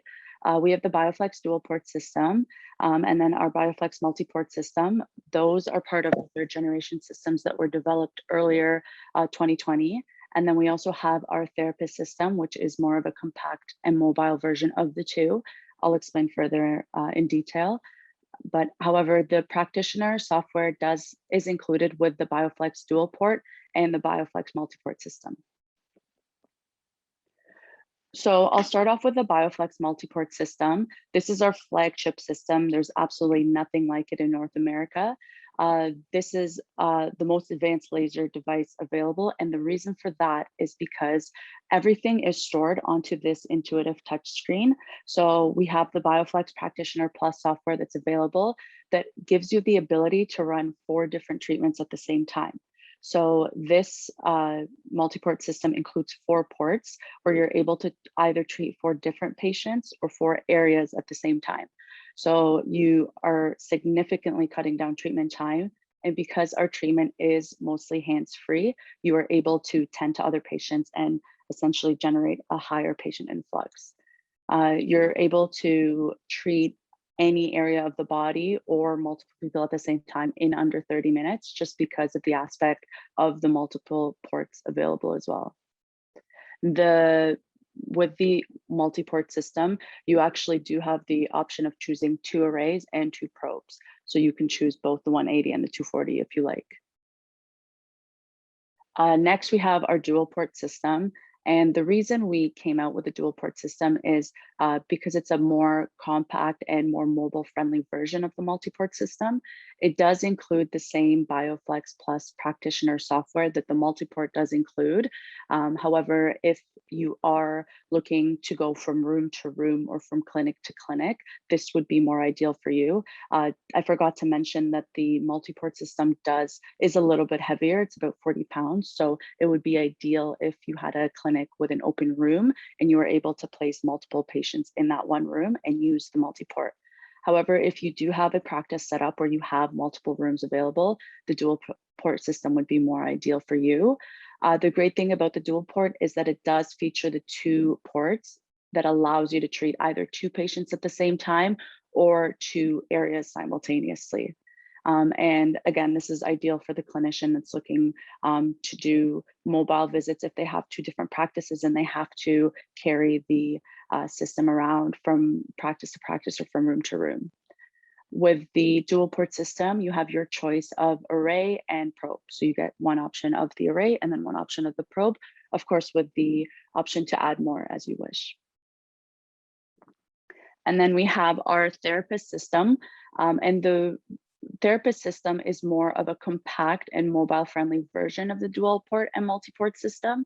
The software is a little bit different for this system. It is more of a handheld controller unit. So the software includes the preset protocol, and it allows you to customize and store one protocol at a time. So let's just say that you wanted to add in another customized protocol, it would just override the previous protocol.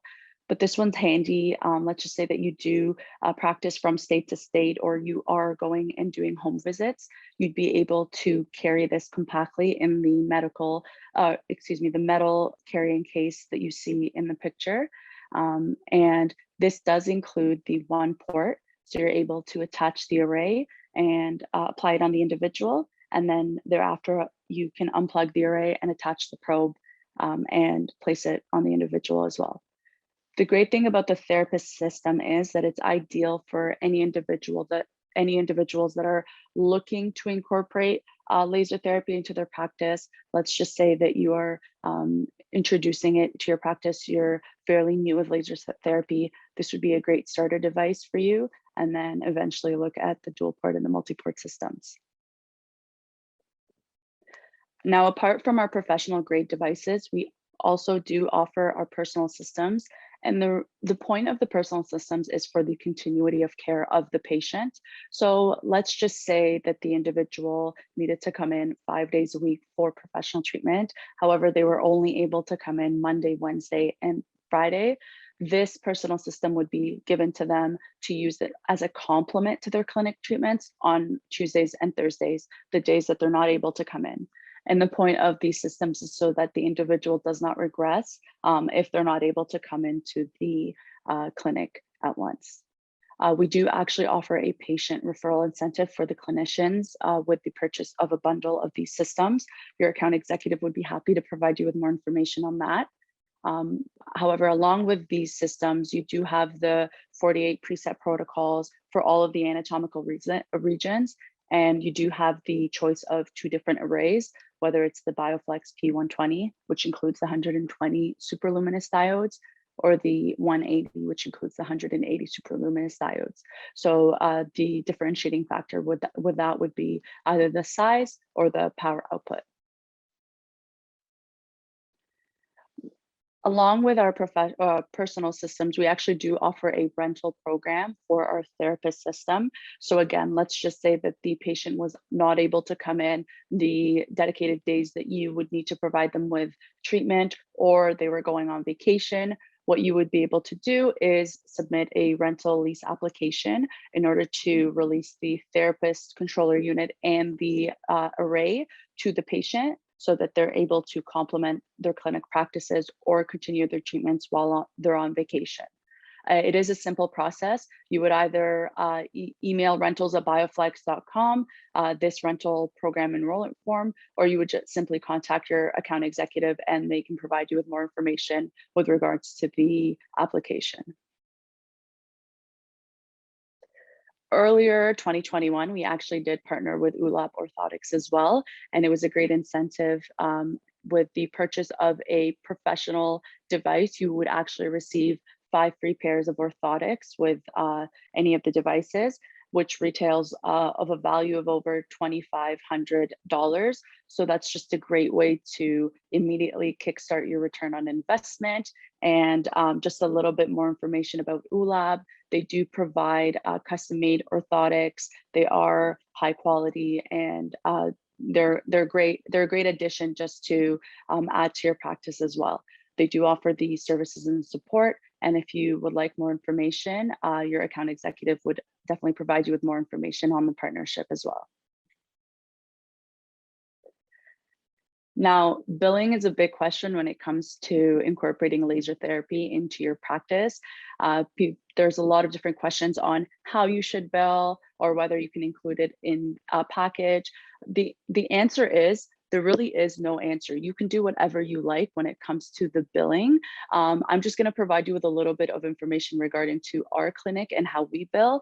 And I know that a couple of different clinicians bill similarly as well. So the way that we bill in our practice is we bill independently for laser therapy, and we provide treatments based on half-hour and 1-hour times. And so we charge anywhere from about $40 to $60 per half an hour treatment. And we charge anywhere from about $100 to $110 per hour treatment. I know that there are some clinicians that include the laser therapy as a bundle with their manual adjustments and with their other modalities. So you can definitely do that as well.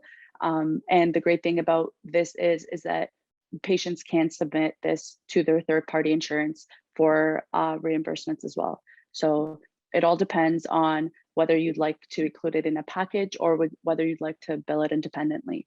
But these are just a couple of examples of the prices that we offer in our clinic. So to lead into the billing, I have a little bit of an example about the revenue aspect of BioFlex. I know that people always say, well, I'm going to invest in BioFlex. How am I going to make my money back? So this is just a little example of incorporating one BioFlex system into your practice, whether it be the therapist, the dual port, or the multi-port. And let's just say that you decided to bill $100 an hour per patient for your laser therapy time. If you were to receive only 2 patients a day, and you were looking at 2 hours of laser therapy treatments a day, you'd still be looking at about $200 a day, which translates to about $48,000 annually. So not only would you be paying off your system, you'd already be looking at a return on investment within the first year of your practice. And 2 hours of laser therapy, I can guarantee you, is the bare minimum, whether you decide to add it as an additional modality or whether you decide to do it independently. You will see results, and we do run on word of mouth referrals. So if your patients start to see results, they'll be telling their friends and family about it, and then you'll be getting a lot more patient influx. Now, along with the purchase of our BioFlex systems, you actually do become part of our BioFlex community, which comes with 4 different support channels to make sure that you have a successful integration of our systems into your practice. The 4 different support channels include our educational platform and our professional development. So that includes a variety of webinars and masterclasses that I'll go into a little bit more detail. And then it also includes our clinical support team from our laser clinic, which is the North America's largest laser clinic. It's been operating for over 20 years. And the clinicians that work there will be able to offer you with the support you need for your clinical inquiries. And then we do have our technical and service support, and then our online and in-person marketing support as well. So to start off with training and education, we do offer different educational streams, such as the Light Up Your Practice that you're attending today. We also have our BioFlex certification training seminars, which get you kickstarted and ready to implement your device into your practice. So it talks about the historical perspectives, everything you need to know about running your device in your clinic. And along with that, you would get a certification test that you would do once you've watched the recording, and you would be, once you've completed the test and you've successfully passed, you would then be certified. And you would also have the ability to certify any of your team members within your practice as well, to ensure that they're able to use the laser probe onto patients. Apart from the BioFlex certification training, we do offer a multitude of webinars a year.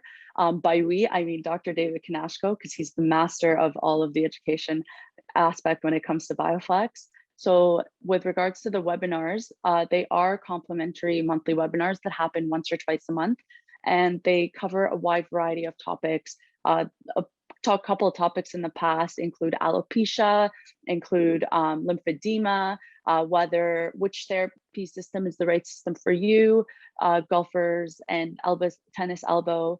So there's just a variety application areas that you can think of, and maybe you thought that laser wasn't applied to that specific treatment area.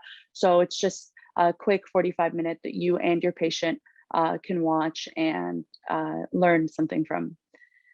And then as well, apart from the webinars and the basic certification training, we do offer advanced certification training and master classes. So these are online advanced training with keynote speakers. I know that for the next one, or for the past, we had Dr. Ben Ewan that was a keynote speaker. And for our master classes, we have Dr. Norman Deutsch, who is going to be joining us. So a lot of exciting keynote speakers that have extensive knowledge and research background in the field of photobiomodulation. And these also take a deep dive into the specific areas such as nerve healing, which is our next advanced certification training happening on April 9th. So it takes a deep depth into a specific area and dives into, the extensive research background and information on that area as well. There are early bird rates that are available for the advanced certification training and the master classes, and your account executive can provide you with more information on that. So along with our gold standard educational platform that we do offer, we do have our clinical support team, as I mentioned before, that's able to support you 6 days a week, Monday to Saturday, with any clinical type inquiries or questions that you may have. So let's just say that you are coming across a condition that you are not too familiar with. You just be able to pick up the phone and get into contact with our clinicians from our laser clinic. These guys have had over 20 years of experience using laser therapy, and specifically BioFlex laser system. So they've seen it all. They know the different conditions, and if not, they're able to help you customize the parameters of your protocols so that you can treat the area efficiently and maximize your treatment time as well. Along with the support that you'll be able to receive from our clinic, you'll also be able to receive resources such as consent forms, patient waivers, anything that we use in our clinic, you have access to. And so the clinic would be happily able to provide you with any of those protocol records or treatment time schedules. Along with the educational support and the clinical support, we also offer technical support as well. We are proud to be a vertically integrated company. So all of our systems are designed, manufactured, and distributed in Toronto, Canada, in the same building as our engineers offer you the service support. So the same engineers that built your system will be able to offer you with the support you need to troubleshoot or help out with anything that may be going wrong with your system. The technical support, again, is offered 6 days a week. So it is offered from Monday through to Saturday, just not on Sundays. And along with all of your systems, you do receive a full 2-year professional warranty and then a window for a 10-year service warranty. So our machines were made to last. I know in the clinic next door, we actually have a machine that's been operating from 1996, and our clinic director, Dr. Slava, loves to show that machine off to our patients, but they were made to last, which is why we do offer the technical support that you can call at any time in order to help you.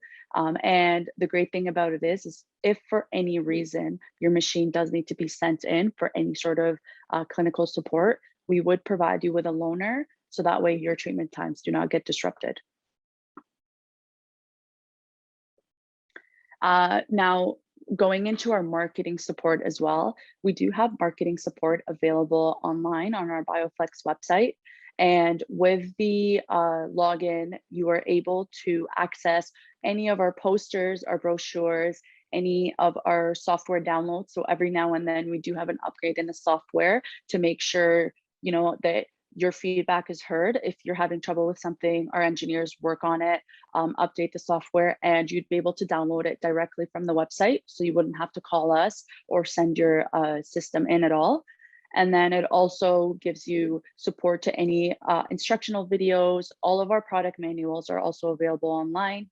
And along with all of the resources that you're able to print off and hand out to your patients, we also do have a Find a BioFlex Clinic tab where you're able to add your clinic there. So let's just say a patient within the vicinity of your area is looking to get treated, they'd be able to find you. And it's just a great tool for you to increase your foot traffic as well.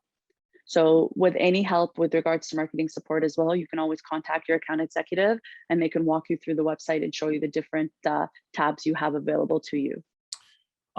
So before I let you go, a couple of things. I do have some complimentary webinars coming up. One is, next one's on hair loss. Then I have one on post-workout relief and how laser therapy can help with that. I mentioned about advanced certification training. If you email me, I'll send you the early bird price. Technically it's over, but I can get you in for much less. And if you're interested in the masterclass, as I mentioned, it will be posted on our website very shortly. If you want to reach out to me directly, email is david@bioflexlaser.com.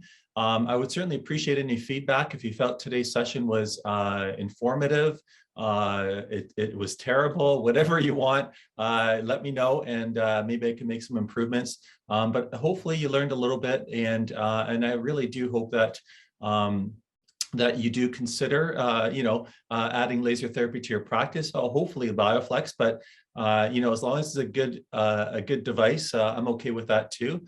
But personally, I really think our equipment is extremely effective, and that we're here for you guys to support you. So once again, really appreciate you taking the time, 3 hours of your time today, which I know is not always easy in today's world.